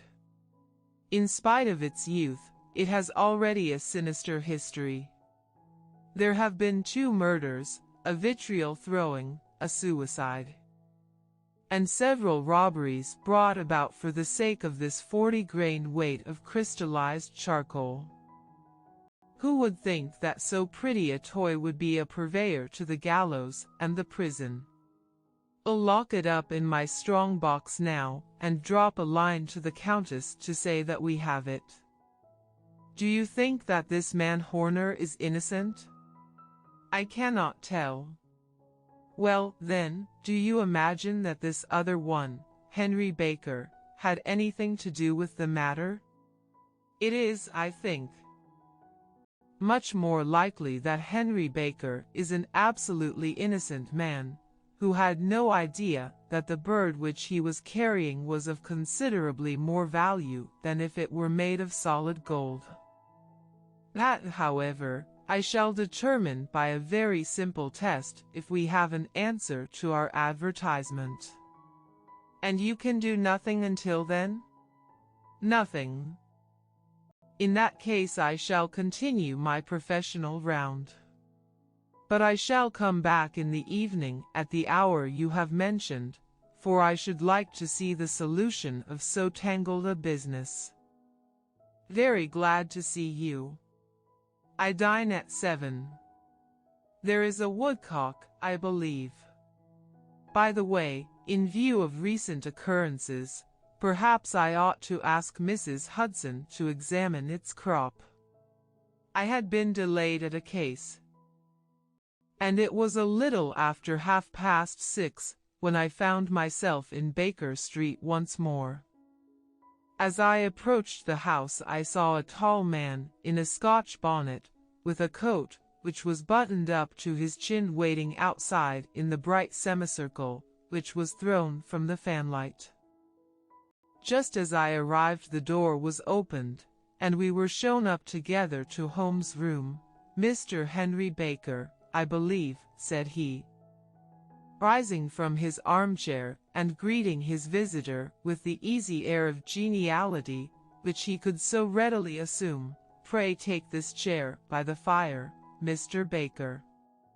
It is a cold night, and I observe that your circulation is more adapted for summer than for winter. Ah, Watson, you have just come at the right time. Is that your hat, Mr. Baker? Yes, sir, that is undoubtedly my hat. He was a large man with rounded shoulders, a massive head, and a broad, intelligent face, sloping down to a pointed beard of grizzled brown. A touch of red in nose and cheeks, with a slight tremor of his extended hand, recalled Holmes' surmise as to his habits. His rusty black frock coat was buttoned right up in front, with the collar turned up, and his lank wrists protruded from his sleeves without a sign of cuff or shirt. He spoke in a slow staccato fashion, choosing his words with care, and gave the impression generally of a man of learning and letters who had had ill usage at the hands of fortune. We have retained these things for some days, said Holmes, because we expected to see an advertisement from you giving your address. I am at a loss to know now why you did not advertise. Our visitor gave a rather shamefaced laugh. Shillings have not been so plentiful with me as they once were, he remarked. I had no doubt that the gang of roughs who assaulted me had carried off both my hat and the bird. I did not care to spend more money in a hopeless attempt at recovering them. Very naturally. By the way, about the bird, we were compelled to eat it. To eat it. Our visitor half rose from his chair in his excitement. Yes, it would have been of no use to anyone had we not done so. But I presume that this other goose upon the sideboard, which is about the same weight and perfectly fresh, will answer your purpose equally well. Oh, certainly, certainly, answered Mr. Baker with a sigh of relief. Of course. We still have the feathers, legs, crop, and so on of your own bird, so if you wish, the man burst into a hearty laugh, they might be useful to me as relics of my adventure, said he. But beyond that I can hardly see what use the disjecta membra of my late acquaintance are going to be to me. No, sir, I think that, with your permission, I will confine my attentions to the excellent bird which I perceive upon the sideboard. Sherlock Holmes glanced sharply across at me with a slight shrug of his shoulders. There is your hat, then, and there your bird, said he. By the way, would it bore you to tell me where you got the other one from? I am somewhat of a fowl fancier, and I have seldom seen a better grown goose. Certainly, sir, said Baker, who had risen and tucked his newly gained property under his arm. There are a few of us who frequent the Alpha Inn near the museum. We are to be found in the museum itself during the day, you understand. This year our good host, Windigate by name, instituted a goose club, by which, on consideration of some few pence every week, we were each to receive a bird at Christmas. My pence were duly paid, and the rest is familiar to you. I am much indebted to you, sir, for a Scotch bonnet is fitted neither to my years nor my gravity. With a comical pomposity of manner he bowed solemnly to both of us, and strode off upon his way. So much for Mr. Henry Baker, said Holmes when he had closed the door behind him. It is quite certain that he knows nothing whatever about the matter. Are you hungry, Watson? Not particularly. Then I suggest that we turn our dinner into a supper, and follow up this clue while it is still hot. By all means. It was a bitter night, so we drew on our ulsters and wrapped cravats about our throats. Outside, the stars were shining coldly in a cloudless sky. and the breath of the passers-by blew out into smoke like so many pistol shots. Our footfalls rang out crisply and loudly as we swung through the Doctor's Quarter, Wimpole Street, Harley Street, and so through Wigmore Street into Oxford Street. In a quarter of an hour we were in Bloomsbury at the Alpha Inn, which is a small public house at the corner of one of the streets which runs down into Holborn. Holmes pushed open the door of the private bar and ordered 2 glasses of beer from the ruddy-faced, white-aproned landlord. "Your beer should be excellent if it is as good as your geese," said he. "My geese?" The man seemed surprised. "Yes. I was speaking only half an hour ago to Mr. Henry Baker, who was a member of your goose club." "Ah. Yes, I see. But you see, sir, them's not our geese." "Indeed. Whose then?" "Well, I got the 2 dozen from a salesman in Covent Garden." "Indeed? I know some of them." "Which was it?" "Breckenridge is his name." "Ah. I don't know him." "Well, Herace your good health, landlord, and prosperity to your house. Good night. Now for Mr. Breckenridge," he continued, buttoning up his coat as we came out into the frosty air. "Remember, Watson, that though we have so homely a thing as a goose at one end of this chain, we have at the other a man who will certainly get 7 years penal servitude unless we can establish his innocence. It is possible that our inquiry may but confirm his guilt, but in any case, we have a line of investigation which has been missed by the police, and which a singular chance has placed in our hands. Let us follow it out to the bitter end. Faces to the south, then, and quick march." We passed across Holborn, down Endell Street, and so through a zigzag of slums to Covent Garden Market. One of the largest stalls bore the name of Breckenridge upon it, and the proprietor, a horsey-looking man, with a sharp face and trim side whiskers, was helping a boy to put up the shutters. "Good evening." "It's a cold night," said Holmes. The salesman nodded and shot a questioning glance at my companion. "Sold out of geese, I see," continued Holmes, pointing at the bare slabs of marble. "Let you have 500 tomorrow morning." "That's no good." "Well, there are some on the stall with the gas flare." "Ah, but I was recommended to you." "Who by?" "The landlord of the Alpha." "Oh yes, I sent him a couple of dozen. Fine birds they were, too. Now where did you get them from?" To my surprise the question provoked a burst of anger from the salesman. "Now, then, mister," said he, with his head cocked and his arms akimbo, "what are you driving at? Let's have it straight." "Now, it is straight enough.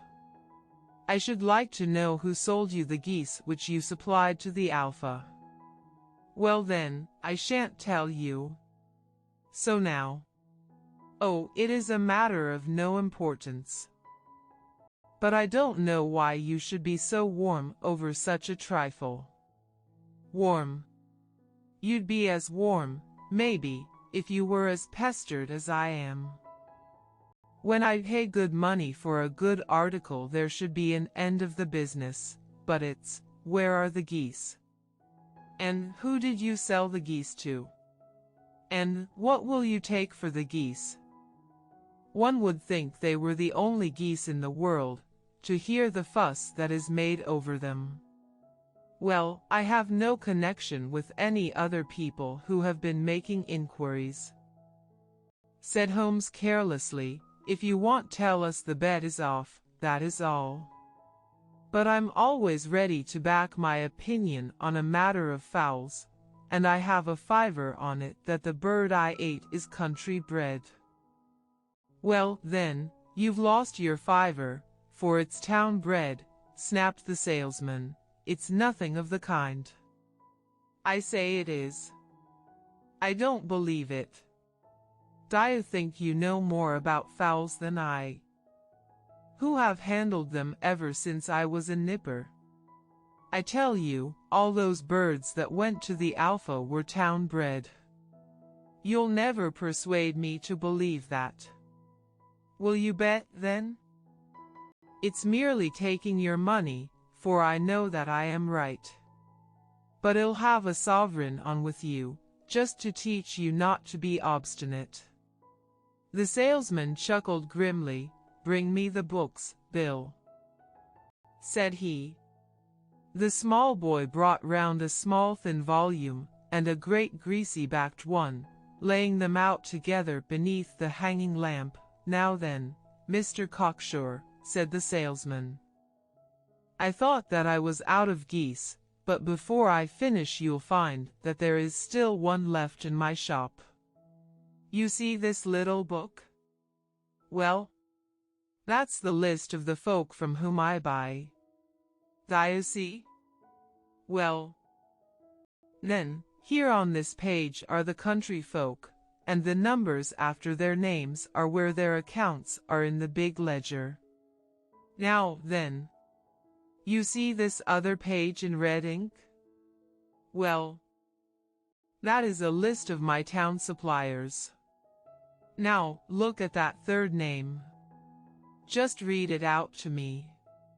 Mrs. Oakshott, 117, Brixton Road, 249, read Holmes. Quite so. Now turn that up in the ledger. Holmes turned to the page indicated. Here you are, Mrs. Oakshott, 117, Brixton Road, egg and poultry supplier. Now then, what's the last entry? December 22 ND. 24 geese at 7s. 6d. Quite so. There you are. And underneath? Sold to Mr. Windigate of the Alpha, at 12s. What have you to say now? Sherlock Holmes looked deeply chagrined.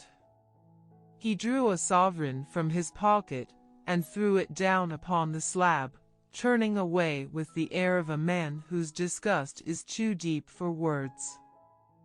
A few yards off he stopped under a lamp-post and laughed in the hearty, noiseless fashion which was peculiar to him. When you see a man with whiskers of that cut, and the pink un protruding out of his pocket, you can always draw him by a bet, said he. I dare say that if I had put Ingbang 100 down in front of him, that man would not have given me such complete information as was drawn from him by the idea that he was doing me on a wager. Well, Watson, we are, I fancy, nearing the end of our quest.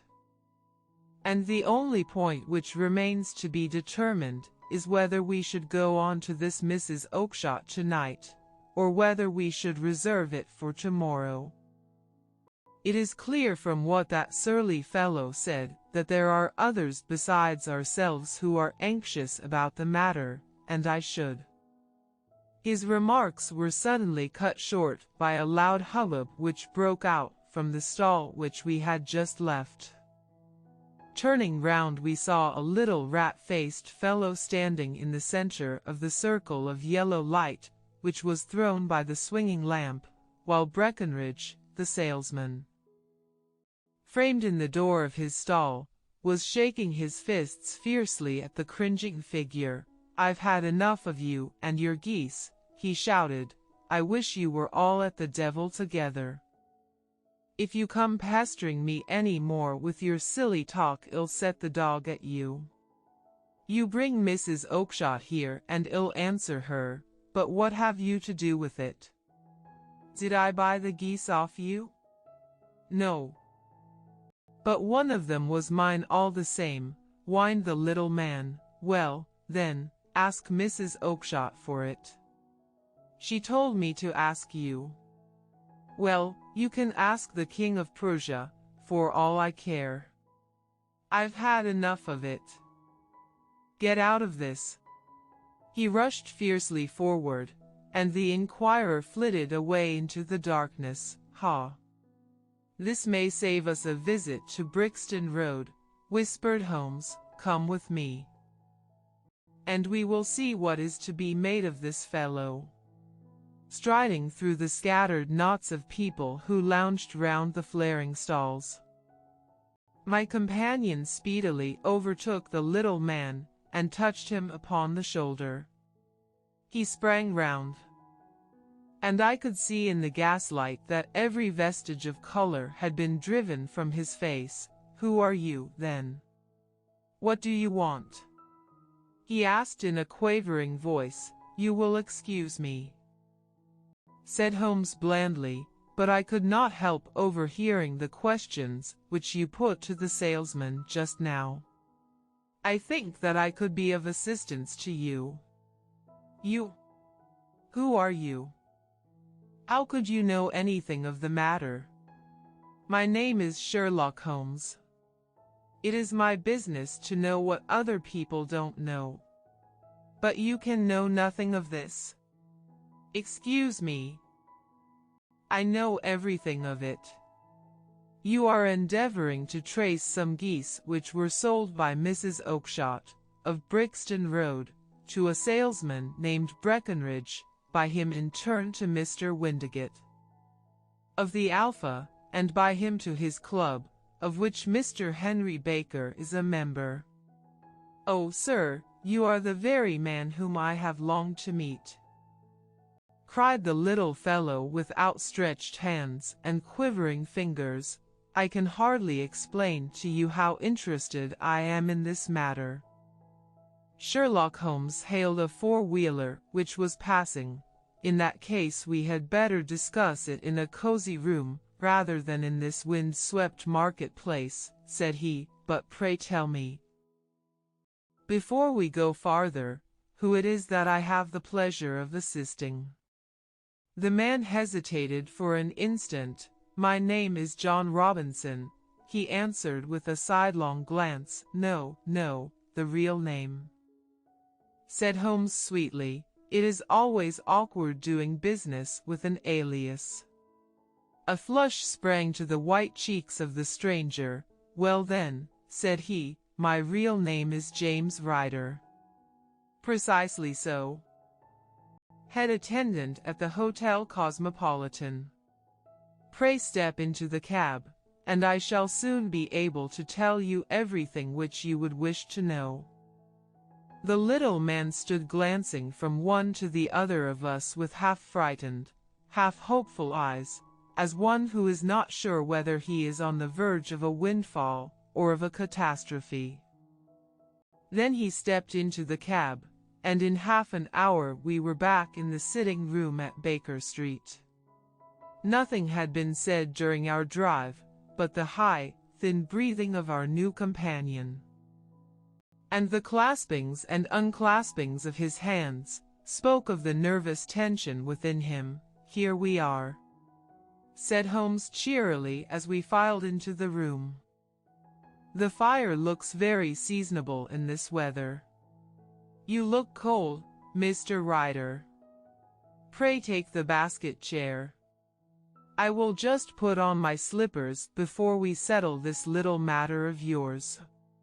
Now, then, you want to know what became of those geese? Yes, sir. Or rather, I fancy, of that goose. It was one bird, I imagine, in which you were interested, white, with a black bar across the tail.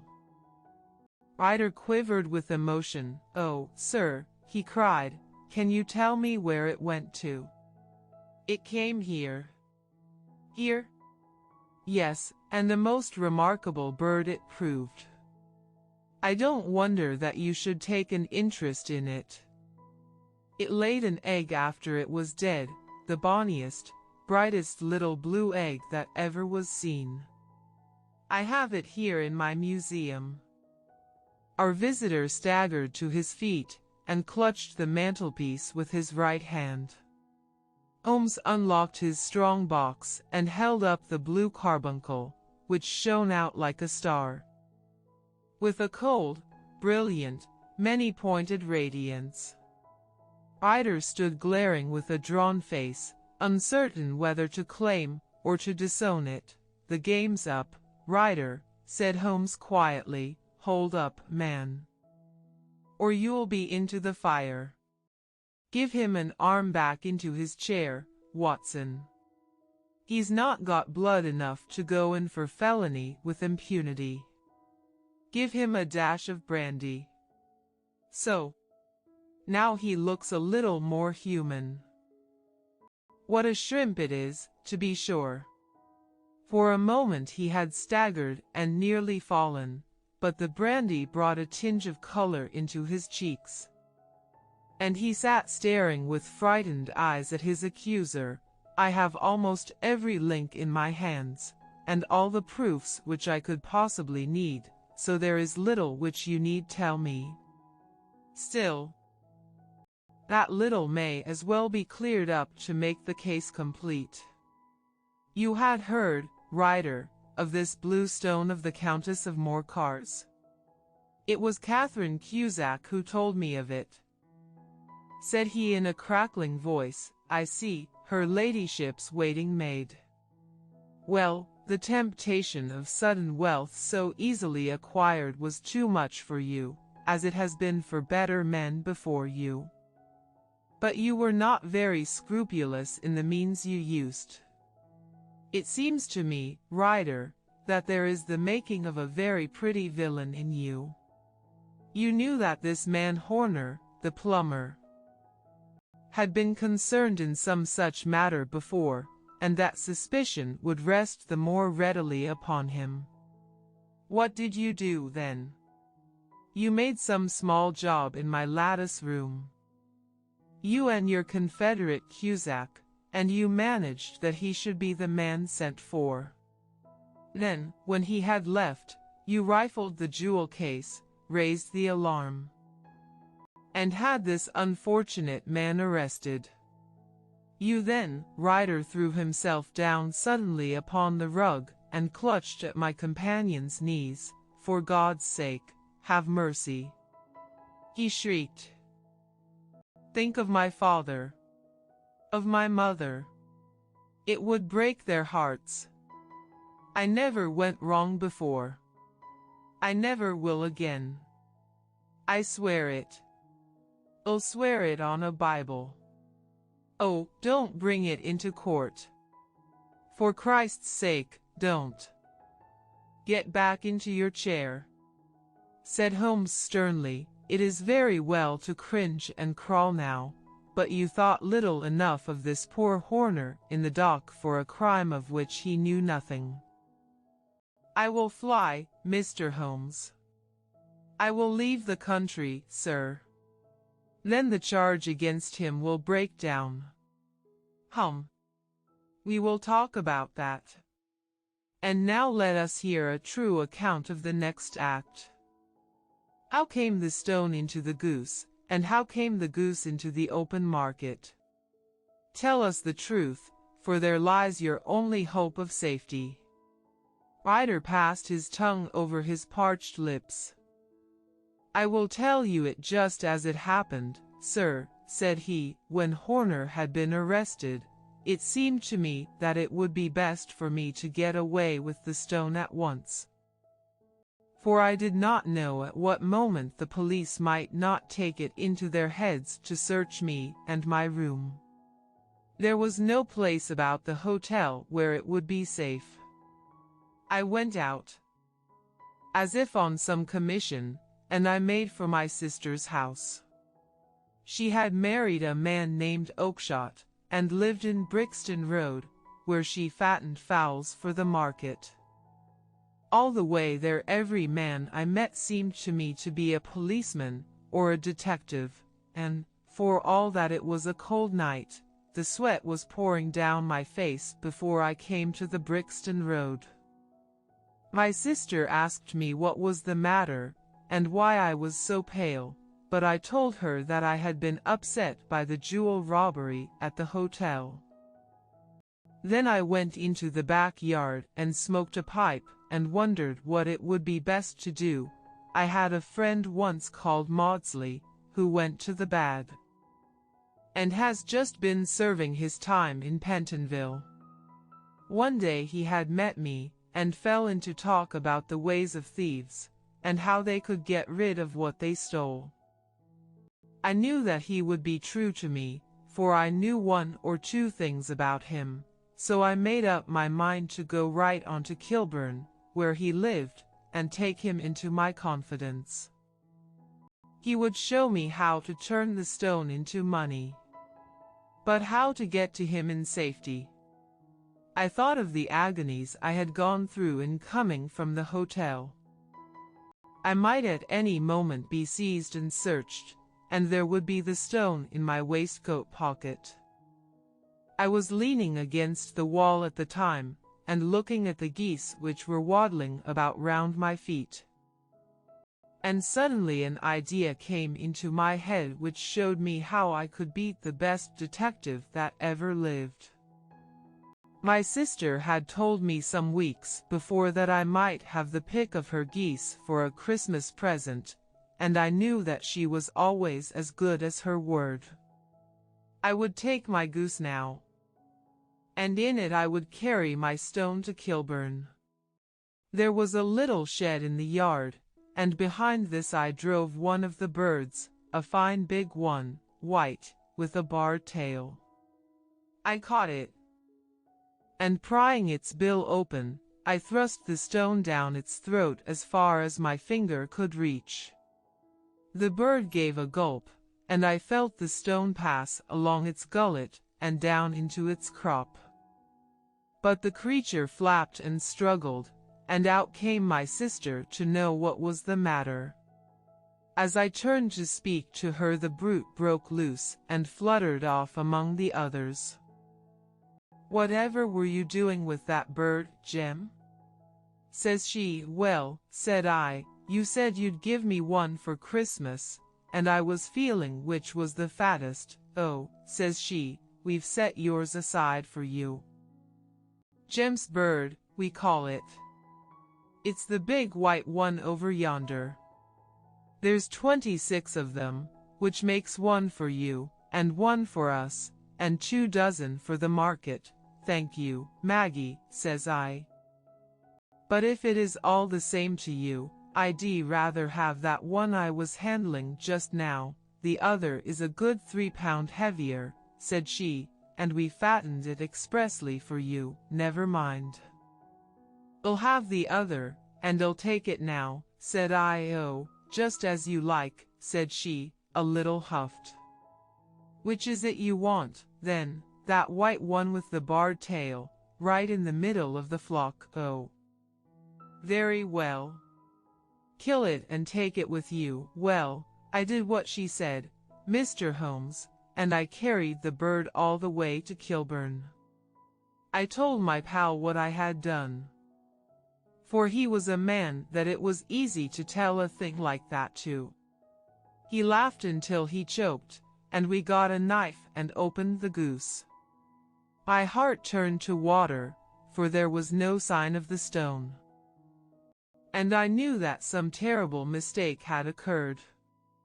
I left the bird, rushed back to my sister's, and hurried into the backyard. There was not a bird to be seen there. "Where are they all, Maggie?" I cried. "Gone to the dealers, Jem." "Which dealers?" "Breckenridge, of Covent Garden." "But was there another with a barred tail?" I asked. "The same as the one I chose." "Yes, Jem. There were 2 barred-tailed ones, and I could never tell them apart." "Well, then, of course I saw it all, and I ran off as hard as my feet would carry me to this man Breckenridge. But he had sold the lot at once, and not one word would he tell me as to where they had gone. You heard him yourselves tonight. Well, he has always answered me like that. My sister thinks that I am going mad. Sometimes I think that I am myself. And now I am myself a branded thief, without ever having touched the wealth for which I sold my character. God help me! God help me! He burst into convulsive sobbing, with his face buried in his hands. There was a long silence, broken only by his heavy breathing, and by the measured tapping of Sherlock Holmes' finger-tips upon the edge of the table. Then my friend rose and threw open the door. "Get out," said he. "What, sir? Oh, heaven bless you! No more words. Get out." And no more words were needed. There was a rush, a clatter upon the stairs, the bang of a door, and the crisp rattle of running footfalls from the street. "After all, Watson," said Holmes, reaching up his hand for his clay pipe, "I am not retained by the police to supply their deficiencies. If Horner were in danger it would be another thing, but this fellow will not appear against him, and the case must collapse. I suppose that I am commuting a felony, but it is just possible that I am saving a soul. This fellow will not go wrong again, he is too terribly frightened. Send him to jail now. And you make him a jailbird for life. Besides, it is the season of forgiveness. Chance has put in our way a most singular and whimsical problem, and its solution is its own reward. If you will have the goodness to touch the bell, Doctor, we will begin another investigation, in which also a bird will be the chief feature." Story 8: The Adventure of the Speckled Band. On glancing over my notes of the 70-odd cases, in which I have during the last 8 years studied the methods of my friend Sherlock Holmes, I find many tragic, some comic, a large number merely strange, but none commonplace, for, working as he did rather for the love of his art than for the acquirement of wealth, he refused to associate himself with any investigation which did not tend towards the unusual, and even the fantastic. Of all these varied cases, however, I cannot recall any which presented more singular features than that which was associated with the well-known Surrey family of the Roylotts of Stoke Moran. The events in question occurred in the early days of my association with Holmes, when we were sharing rooms as bachelors in Baker Street. It is possible that I might have placed them upon record before, but a promise of secrecy was made at the time, from which I have only been freed during the last month, by the untimely death of the lady to whom the pledge was given. It is perhaps as well that the facts should now come to light, for I have reasons to know that there are widespread rumors as to the death of Dr. Grimsby Roylott, which tend to make the matter even more terrible than the truth. It was early in April in the year 83 that I woke one morning to find Sherlock Holmes standing, fully dressed, by the side of my bed. He was a late riser, as a rule, and as the clock on the mantelpiece showed me that it was only 7:15, I blinked up at him in some surprise, and perhaps just a little resentment. For I was myself regular in my habits. "Very sorry to knock you up, Watson," said he, "but it's the common lot this morning. Mrs. Hudson has been knocked up," she retorted upon me, "and I on you." "What is it, then, a fire?" "No, a client. It seems that a young lady has arrived in a considerable state of excitement, who insists upon seeing me. She is waiting now in the sitting room. Now, when young ladies wander about the metropolis at this hour of the morning, and knock sleepy people up out of their beds, I presume that it is something very pressing which they have to communicate.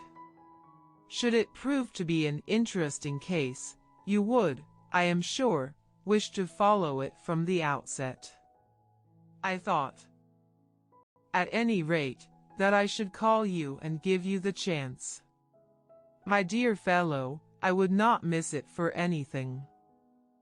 I had no keener pleasure than in following Holmes in his professional investigations, and in admiring the rapid deductions, as swift as intuitions, and yet always founded on a logical basis, with which he unraveled the problems which were submitted to him. I rapidly threw on my clothes, and was ready in a few minutes to accompany my friend down to the sitting room. A lady dressed in black and heavily veiled, who had been sitting in the window, rose as we entered. "Good morning, madam," said Holmes cheerily. "My name is Sherlock Holmes. This is my intimate friend and associate, Dr. Watson, before whom you can speak as freely as before myself." "Ha! I am glad to see that Mrs. Hudson has had the good sense to light the fire. Pray draw up to it, and I shall order you a cup of hot coffee, for I observe that you are shivering." "It is not cold which makes me shiver," said the woman in a low voice, changing her seat as requested. "What, then?" "It is fear, Mr. Holmes. It is terror." She raised her veil as she spoke, and we could see that she was indeed in a pitiable state of agitation, her face all drawn and grey, with restless frightened eyes, like those of some hunted animal.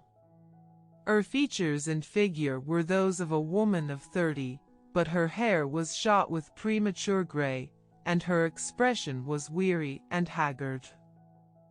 Sherlock Holmes ran her over with one of his quick, all-comprehensive glances. "You must not fear," said he soothingly, bending forward and patting her forearm. "We shall soon set matters right, I have no doubt. You have come in by train this morning, I see. You know me, then?" "No. But I observe the second half of a return ticket in the palm of your left glove. You must have started early, and yet you had a good drive in a dog cart, along heavy roads. Before you reached the station." The lady gave a violent start, and stared in bewilderment at my companion. "There is no mystery, my dear madam," said he, smiling. "The left arm of your jacket is spattered with mud in no less than 7 places. The marks are perfectly fresh. There is no vehicle save a dog cart which throws up mud in that way. And then only when you sit on the left-hand side of the driver. Whatever your reasons may be, you are perfectly correct," said she. "I started from home before 6.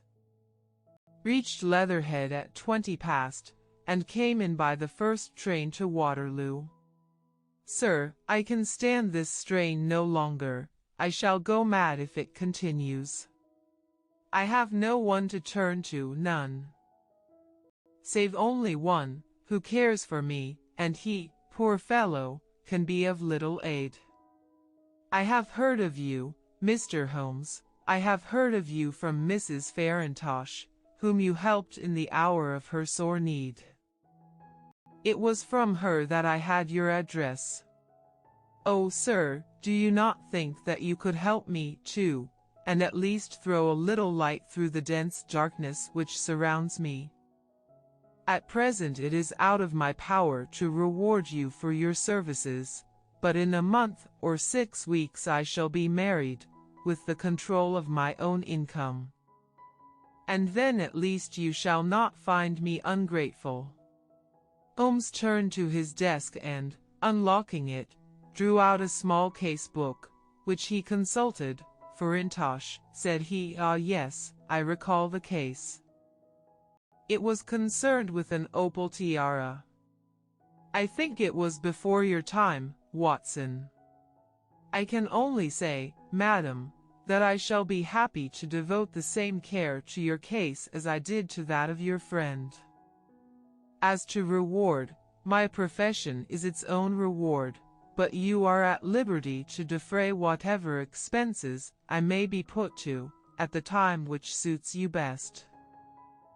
And now I beg that you will lay before us everything that may help us in forming an opinion upon the matter." "Alas," replied our visitor, "the very horror of my situation lies in the fact that my fears are so vague, and my suspicions depend so entirely upon small points, which might seem trivial to another, that even he to whom of all others I have a right to look for help and advice looks upon all that I tell him about it as the fancies of a nervous woman. He does not say so, but I can read it from his soothing answers and averted eyes. But I have heard, Mr. Holmes, that you can see deeply into the manifold wickedness of the human heart. You may advise me how to walk amid the dangers which encompass me. I am all attention, madam. My name is Helen Stoner, and I am living with my stepfather, who is the last survivor of one of the oldest Saxon families in England, the Roylotts of Stoke Moran, on the western border of Surrey."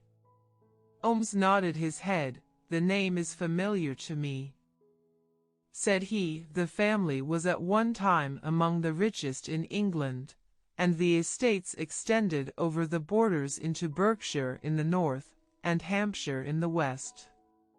In the last century, however, for successive heirs were of a dissolute and wasteful disposition, and the family ruin was eventually completed by a gambler in the days of the Regency. Nothing was left save a few acres of ground, and the 200-year-old house, which is itself crushed under a heavy mortgage. The last squire dragged out his existence there, living the horrible life of an aristocratic pauper, but his only son, my stepfather, seeing that he must adapt himself to the new conditions, obtained an advance from a relative, which enabled him to take a medical degree, and went out to Calcutta, where, by his professional skill and his force of character, he established a large practice. In a fit of anger, however, caused by some robberies which had been perpetrated in the house, he beat his native butler to death and narrowly escaped a capital sentence. As it was, he suffered a long term of imprisonment, and afterwards returned to England a morose and disappointed man. When Dr. Roylott was in India, he married my mother, Mrs. Stoner. He suffered a long term of imprisonment, and afterwards returned to England a morose and disappointed man. When Dr. Roylott was in India, he married my mother, Mrs. Stoner, the young widow of Major General Stoner, of the Bengal Artillery. My sister Julia and I were twins, and we were only 2 years old at the time of my mother's remarriage. She had a considerable sum of money, not less than £1000 a year, and this she bequeathed to Dr. Roylott entirely while we resided with him, with a provision that a certain annual sum should be allowed to each of us in the event of our marriage. Shortly after our return to England, my mother died. She was killed 8 years ago in a railway accident near Crewe. Dr. Roylott then abandoned his attempts to establish himself in practice in London, and took us to live with him in the old ancestral house at Stoke Moran. The money which my mother had left was enough for all our wants, and there seemed to be no obstacle to our happiness, but a terrible change came over our stepfather about this time. Instead of making friends and exchanging visits with our neighbours, who had at first been overjoyed to see a Roylott of Stoke Moran back in the old family seat, he shut himself up in his house and seldom came out save to indulge in ferocious quarrels with whoever might cross his path. Violence of temper approaching to mania has been hereditary in the men of the family, and in my stepfather's case it had, I believe, been intensified by his long residence in the tropics. A series of disgraceful brawls took place, 2 of which ended in the police court, until at last he became the terror of the village, and the folks would fly at his approach. For he is a man of immense strength, and absolutely uncontrollable in his anger. Last week he hurled the local blacksmith over a parapet into a stream. And it was only by paying over all the money which I could gather together that I was able to avert another public exposure. He had no friends at all save the wandering gypsies, and he would give these vagabonds leave to encamp upon the few acres of bramble-covered land which represent the family estate, and would accept in return the hospitality of their tents, wandering away with them sometimes for weeks on end. He has a passion also for Indian animals, which are sent over to him by a correspondent, and he has at this moment a cheetah and a baboon, which wander freely over his grounds, and are feared by the villagers almost as much as their master. You can imagine from what I say that my poor sister Julia and I had no great pleasure in our lives. No servant would stay with us, and for a long time we did all the work of the house. She was but 30 at the time of her death, and yet her hair had already begun to whiten, even as mine has. Your sister is dead, then? She died just 2 years ago. And it is of her death that I wish to speak to you. You can understand that, living the life which I have described, we were little likely to see anyone of our own age and position.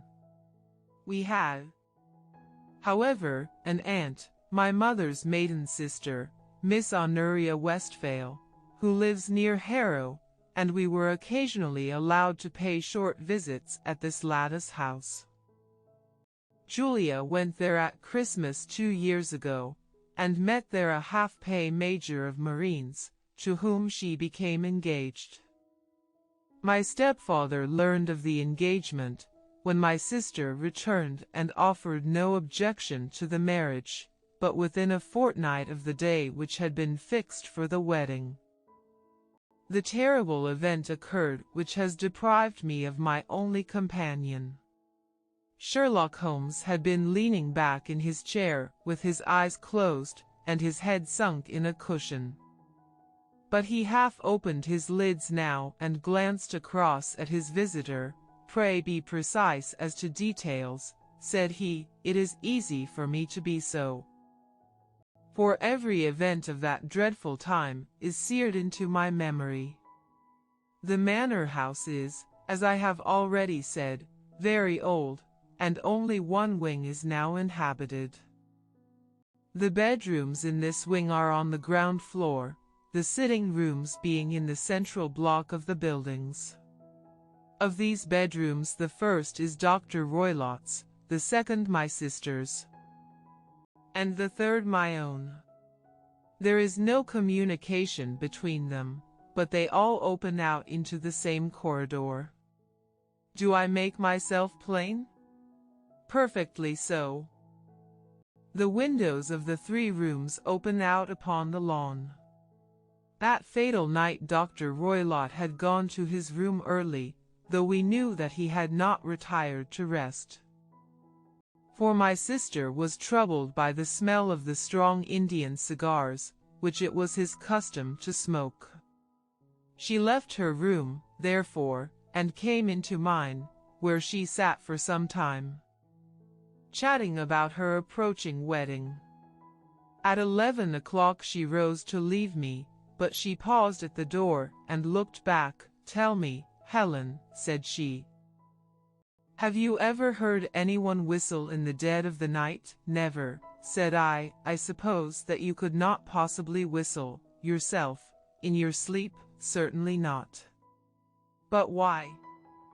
"Because during the last few nights I have always, about 3 in the morning, heard a low, clear whistle. I am a light sleeper, and it has awakened me. I cannot tell where it came from. Perhaps from the next room, perhaps from the lawn. I thought that I would just ask you whether you had heard it." "No, I have not." "It must be those wretched gypsies in the plantation." "Very likely.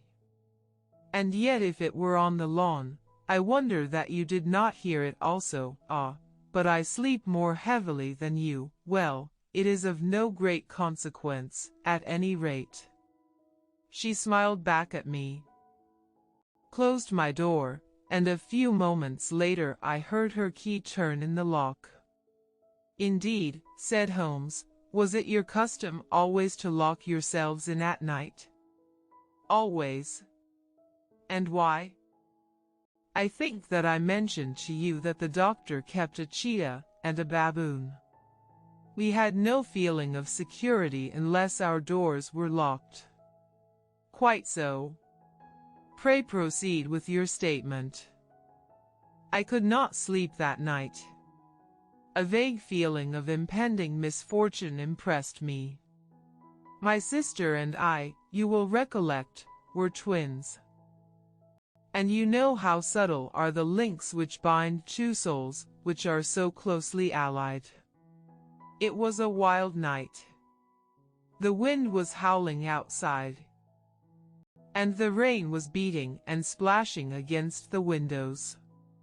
Suddenly, amid all the hubbub of the gale, there burst forth the wild scream of a terrified woman. I knew that it was my sister's voice. I sprang from my bed, wrapped a shawl round me, and rushed into the corridor. As I opened my door I seemed to hear a low whistle, such as my sister described. And a few moments later a clanging sound, as if a mass of metal had fallen. As I ran down the passage, my sister's door was unlocked, and revolved slowly upon its hinges. I stared at it horror-stricken, not knowing what was about to issue from it. By the light of the corridor lamp I saw my sister appear at the opening, her face blanched with terror, her hands groping for help, her whole figure swaying to and fro like that of a drunkard. I ran to her and threw my arms round her. But at that moment her knees seemed to give way, and she fell to the ground. She writhed as one who is in terrible pain, and her limbs were dreadfully convulsed. At first I thought that she had not recognized me, but as I bent over her she suddenly shrieked out in a voice which I shall never forget, "Oh, my God! Helen!" It was the band. The speckled band. There was something else which she would fain have said, and she stabbed with her finger into the air in the direction of the doctor's room. But a fresh convulsion seized her and choked her words. I rushed out, calling loudly for my stepfather, and I met him hastening from his room in his dressing gown. When he reached my sister's side she was unconscious, and though he poured brandy down her throat, and sent for medical aid from the village, all efforts were in vain. For she slowly sank and died without having recovered her consciousness. Such was the dreadful end of my beloved sister. "One moment," said Holmes. "Are you sure about this whistle and metallic sound? Could you swear to it?" "That was what the county coroner asked me at the inquiry. It is my strong impression that I heard it, and yet, among the crash of the gale and the creaking of an old house, I may possibly have been deceived." "Was your sister dressed?" "No, she was in her night dress. In her right hand was found the charred stump of a match, and in her left a matchbox, showing that she had struck a light and looked about her when the alarm took place." "That is important. And what conclusions did the coroner come to?" "He investigated the case with great care, for Dr. Roylott's conduct had long been notorious in the county. But he was unable to find any satisfactory cause of death. My evidence showed that the door had been fastened upon the inner side, and the windows were blocked by old-fashioned shutters with broad iron bars, which were secured every night. The walls were carefully sounded, and were shown to be quite solid all round, and the flooring was also thoroughly examined, with the same result. The chimney is wide, but is barred up by 4 large staples. It is certain, therefore, that my sister was quite alone when she met her end. Besides, there were no marks of any violence upon her." "How about poison?" "The doctors examined her for it, but without success." "What do you think that this unfortunate lady died of then?" "It is my belief that she died of pure fear and nervous shock, though what it was that frightened her I cannot imagine." "Were there gypsies in the plantation at the time?" "Yes, there are nearly always some there." "Ah, and what did you gather from this allusion to a band, a speckled band?" "Sometimes I have thought that it was merely the wild talk of delirium, sometimes that it may have referred to some band of people, perhaps to these very gypsies in the plantation. I do not know whether the spotted handkerchiefs which so many of them wear over their heads might have suggested the strange adjective which she used." Holmes shook his head like a man who is far from being satisfied. "These are very deep waters," said he. "Pray go on with your narrative." 2 years have passed since then, and my life has been until lately lonelier than ever. A month ago, however, a dear friend, whom I have known for many years, has done me the honor to ask my hand in marriage. His name is Armitage, Percy Armitage, the second son of Mr. Armitage, of Crane Water, near Reading. My stepfather has offered no opposition to the match, and we are to be married in the course of the spring. 2 days ago some repairs were started in the west wing of the building, and my bedroom wall has been pierced, so that I have had to move into the chamber in which my sister died, and to sleep in the very bed in which she slept. Imagine, then, my thrill of terror when last night, as I lay awake, thinking over her terrible fate, I suddenly heard in the silence of the night the low whistle, which had been the herald of her own death. I sprang up and lit the lamp, but nothing was to be seen in the room. I was too shaken to go to bed again, however, so I dressed, and as soon as it was daylight I slipped down, got a dog cart at the Crown Inn, which is opposite, and drove to Leatherhead, from whence I have come on this morning with the one object of seeing you and asking your advice." "You have done wisely," said my friend, "but have you told me all?" "Yes, all." "Miss Roylott, you have not. You are screening your stepfather." "Why, what do you mean?" For answer, Holmes pushed back the frill of black lace which fringed the hand that lay upon our visitor's knee. 5 little livid spots, the marks of 4 fingers and a thumb, were printed upon the white wrist. "You have been cruelly used," said Holmes. The lady colored deeply and covered over her injured wrist. "He is a hard man," she said. "And perhaps he hardly knows his own strength." There was a long silence, during which Holmes leaned his chin upon his hands and stared into the crackling fire. "This is a very deep business," he said at last. "There are 1,000 details which I should desire to know before I decide upon our course of action. Yet we have not a moment to lose. If we were to come to Stoke Moran today, would it be possible for us to see over these rooms without the knowledge of your stepfather? As it happens, he spoke of coming into town today upon some most important business. It is probable that he will be away all day, and that there would be nothing to disturb you. We have a housekeeper now, but she is old and foolish, and I could easily get her out of the way." "Excellent. You are not averse to this trip, Watson?" "By no means." "Then we shall both come.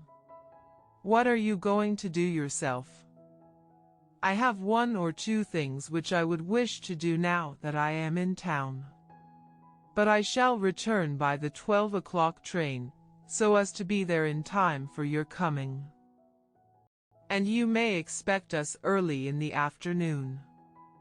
I have myself some small business matters to attend to. Will you not wait and breakfast?" "No, I must go. My heart is lightened already since I have confided my trouble to you. I shall look forward to seeing you again this afternoon." She dropped her thick black veil over her face and glided from the room.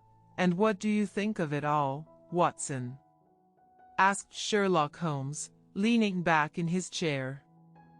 "It seems to me to be a most dark and sinister business." "Dark enough and sinister enough. Yet if the lady is correct in saying that the flooring and walls are sound, and that the door, window, and chimney are impassable, then her sister must have been undoubtedly alone when she met her mysterious end. What becomes, then, of these nocturnal whistles? And what of the very peculiar words of the dying woman? I cannot think. When you combine the ideas of whistles at night, the presence of a band of gypsies who are on intimate terms with this old doctor, the fact that we have every reason to believe that the doctor has an interest in preventing his stepdaughter's marriage, the dying allusion to a band, and, finally, the fact that Miss Helen Stoner heard a metallic clang, which might have been caused by one of those metal bars that secured the shutters falling back into its place. I think that there is good ground to think that the mystery may be cleared along those lines. But what, then, did the gypsies do? I cannot imagine. I see many objections to any such theory. And so do I. It is precisely for that reason that we are going to Stoke Moran this day. I want to see whether the objections are fatal, or if they may be explained away.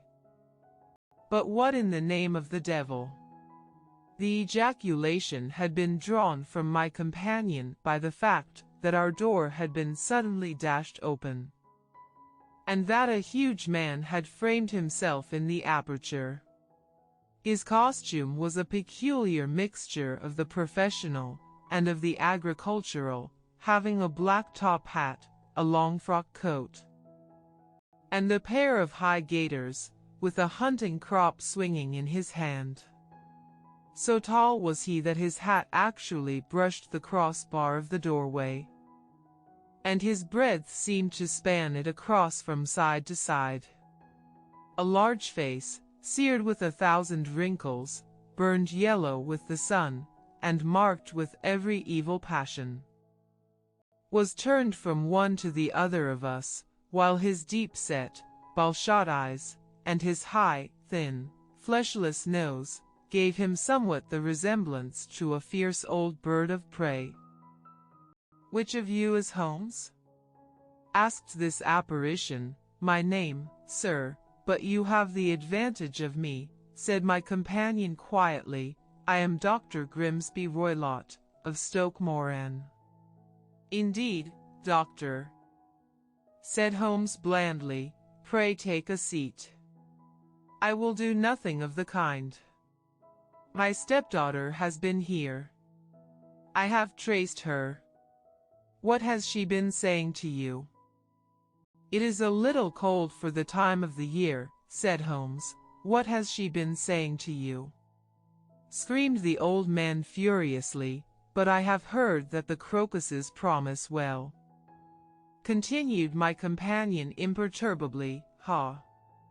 You put me off, do you?" said our new visitor, taking a step forward and shaking his hunting crop. "I know you, you scoundrel. I have heard of you before. You are Holmes, the meddler." My friend smiled. "Holmes, the busybody." His smile broadened. "Holmes, the Scotland Yard Jack in office." Holmes chuckled heartily. "Your conversation is most entertaining," said he. "When you go out, close the door, for there is a decided draught. I will go when I have had my say. Don't you dare to meddle with my affairs. I know that Miss Stoner has been here. I traced her. I am a dangerous man to fall foul of. See here." He stepped swiftly forward, seized the poker, and bent it into a curve with his huge brown hands. "See that you keep yourself out of my grip," he snarled, and hurling the twisted poker into the fireplace, he strode out of the room.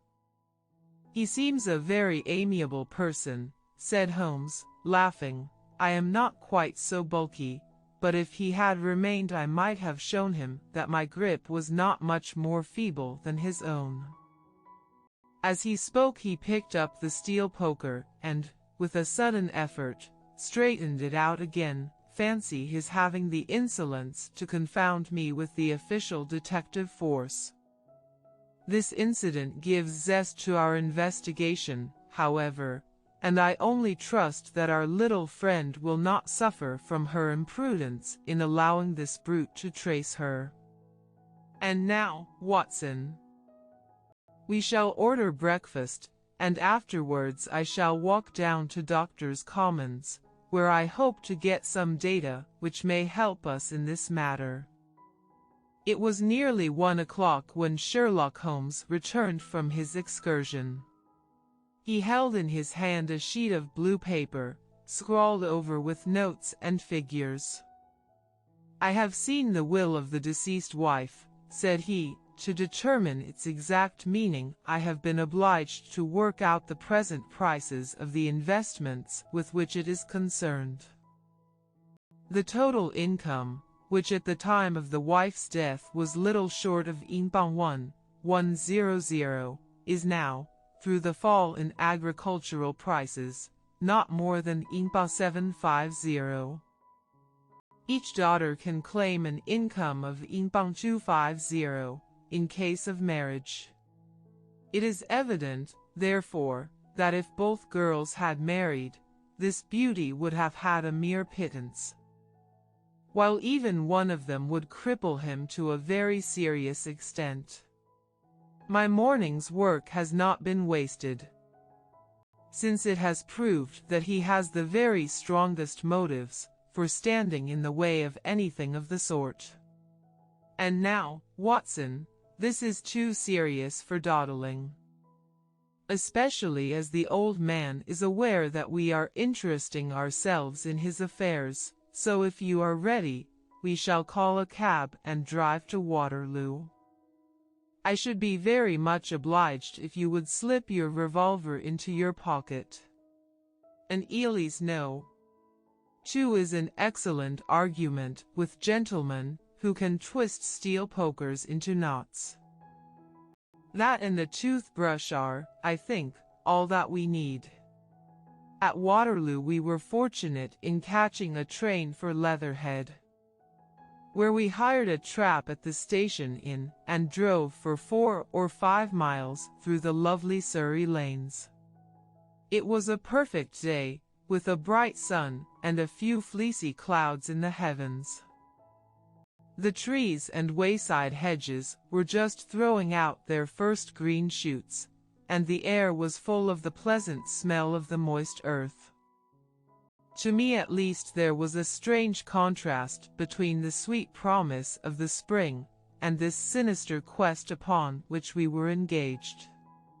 My companion sat in the front of the trap, his arms folded, his hat pulled down over his eyes, and his chin sunk upon his breast, buried in the deepest thought. Suddenly, however, he started, tapped me on the shoulder, and pointed over the meadows. "Look there," said he.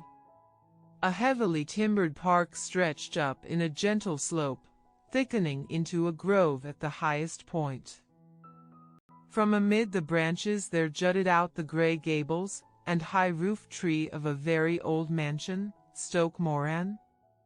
said he. "Yes, sir, that be the house of Dr. Grimsby Roylott," remarked the driver. "There is some building going on there," said Holmes. "That is where we are going." "There's the village," said the driver, pointing to a cluster of roofs some distance to the left.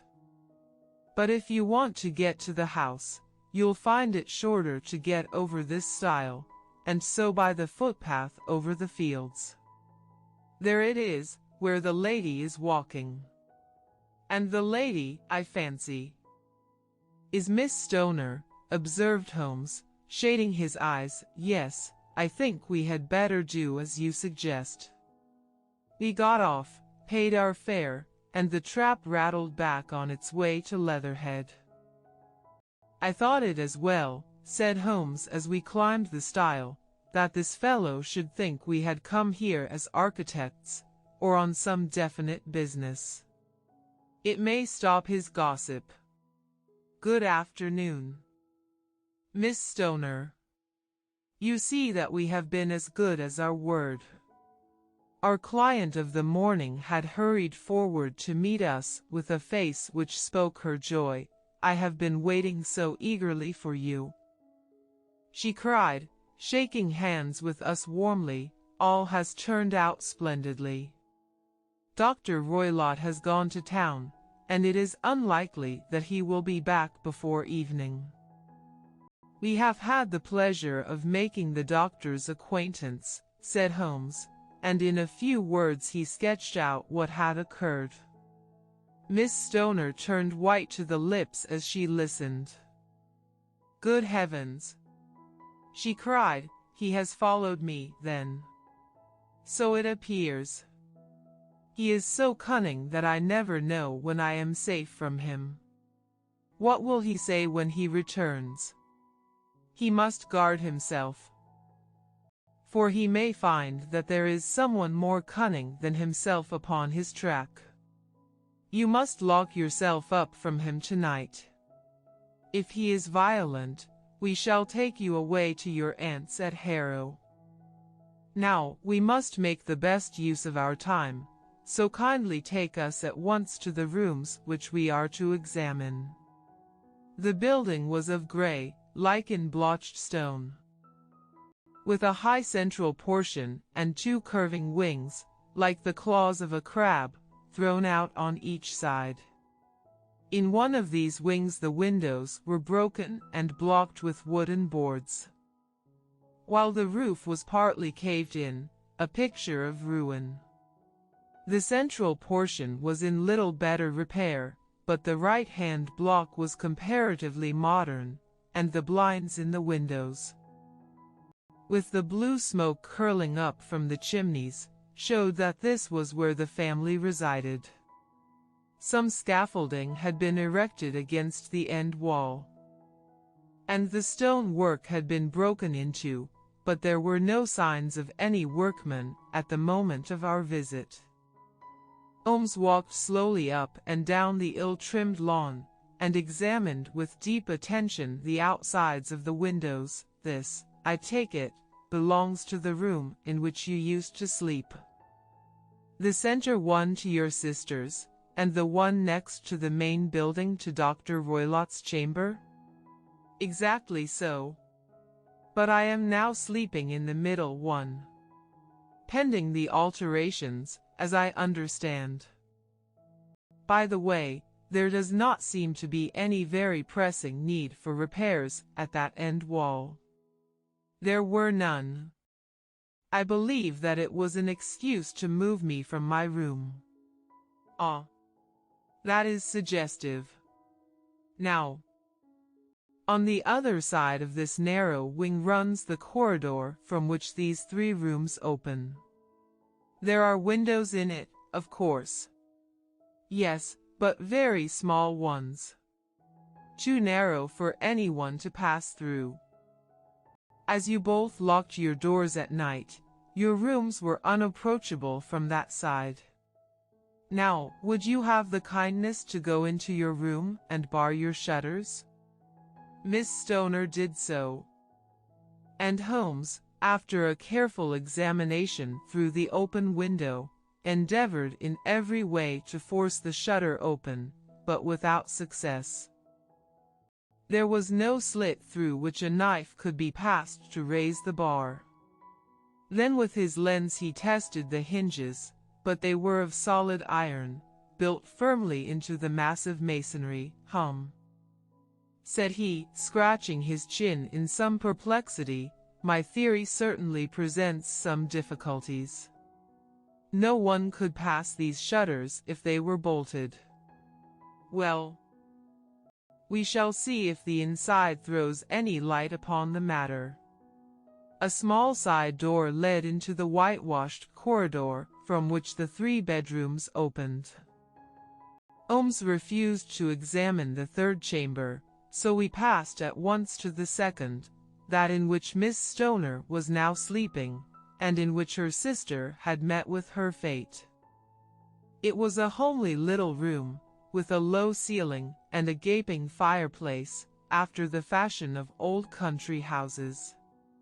A brown chest of drawers stood in one corner, a narrow white counterpaned bed in another, and a dressing table on the left-hand side of the window. These articles, with 2 small wicker-work chairs, made up all the furniture in the room save for a square of Wilton carpet in the center. The boards round and the paneling of the walls were of brown, worm-eaten oak, so old and discolored that it may have dated from the original building of the house. Holmes drew one of the chairs into a corner and sat silent, while his eyes traveled round and up and down, taking in every detail of the apartment. Where does that bell communicate with? He asked at last, pointing to a thick bell rope which hung down beside the bed, the tassel actually lying upon the pillow. It goes to the housekeeper's room. It looks newer than the other things? Yes, it was only put there a couple of years ago. Your sister asked for it, I suppose? No, I never heard of her using it. We used always to get what we wanted for ourselves. Indeed, it seemed unnecessary to put so nice a bell pull there. You will excuse me for a few minutes while I satisfy myself as to this floor. He threw himself down upon his face with his lens in his hand, and crawled swiftly backward and forward, examining minutely the cracks between the boards. Then he did the same with the woodwork with which the chamber was paneled. Finally he walked over to the bed and spent some time in staring at it, and in running his eye up and down the wall. Finally he took the bell rope in his hand and gave it a brisk tug. "Why? It's a dummy," said he. "Won't it ring?" "No, it is not even attached to a wire. This is very interesting.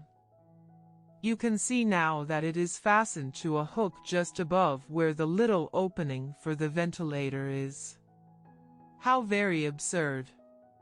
I never noticed that before. Very strange," muttered Holmes. Pulling at the rope, there are one or two very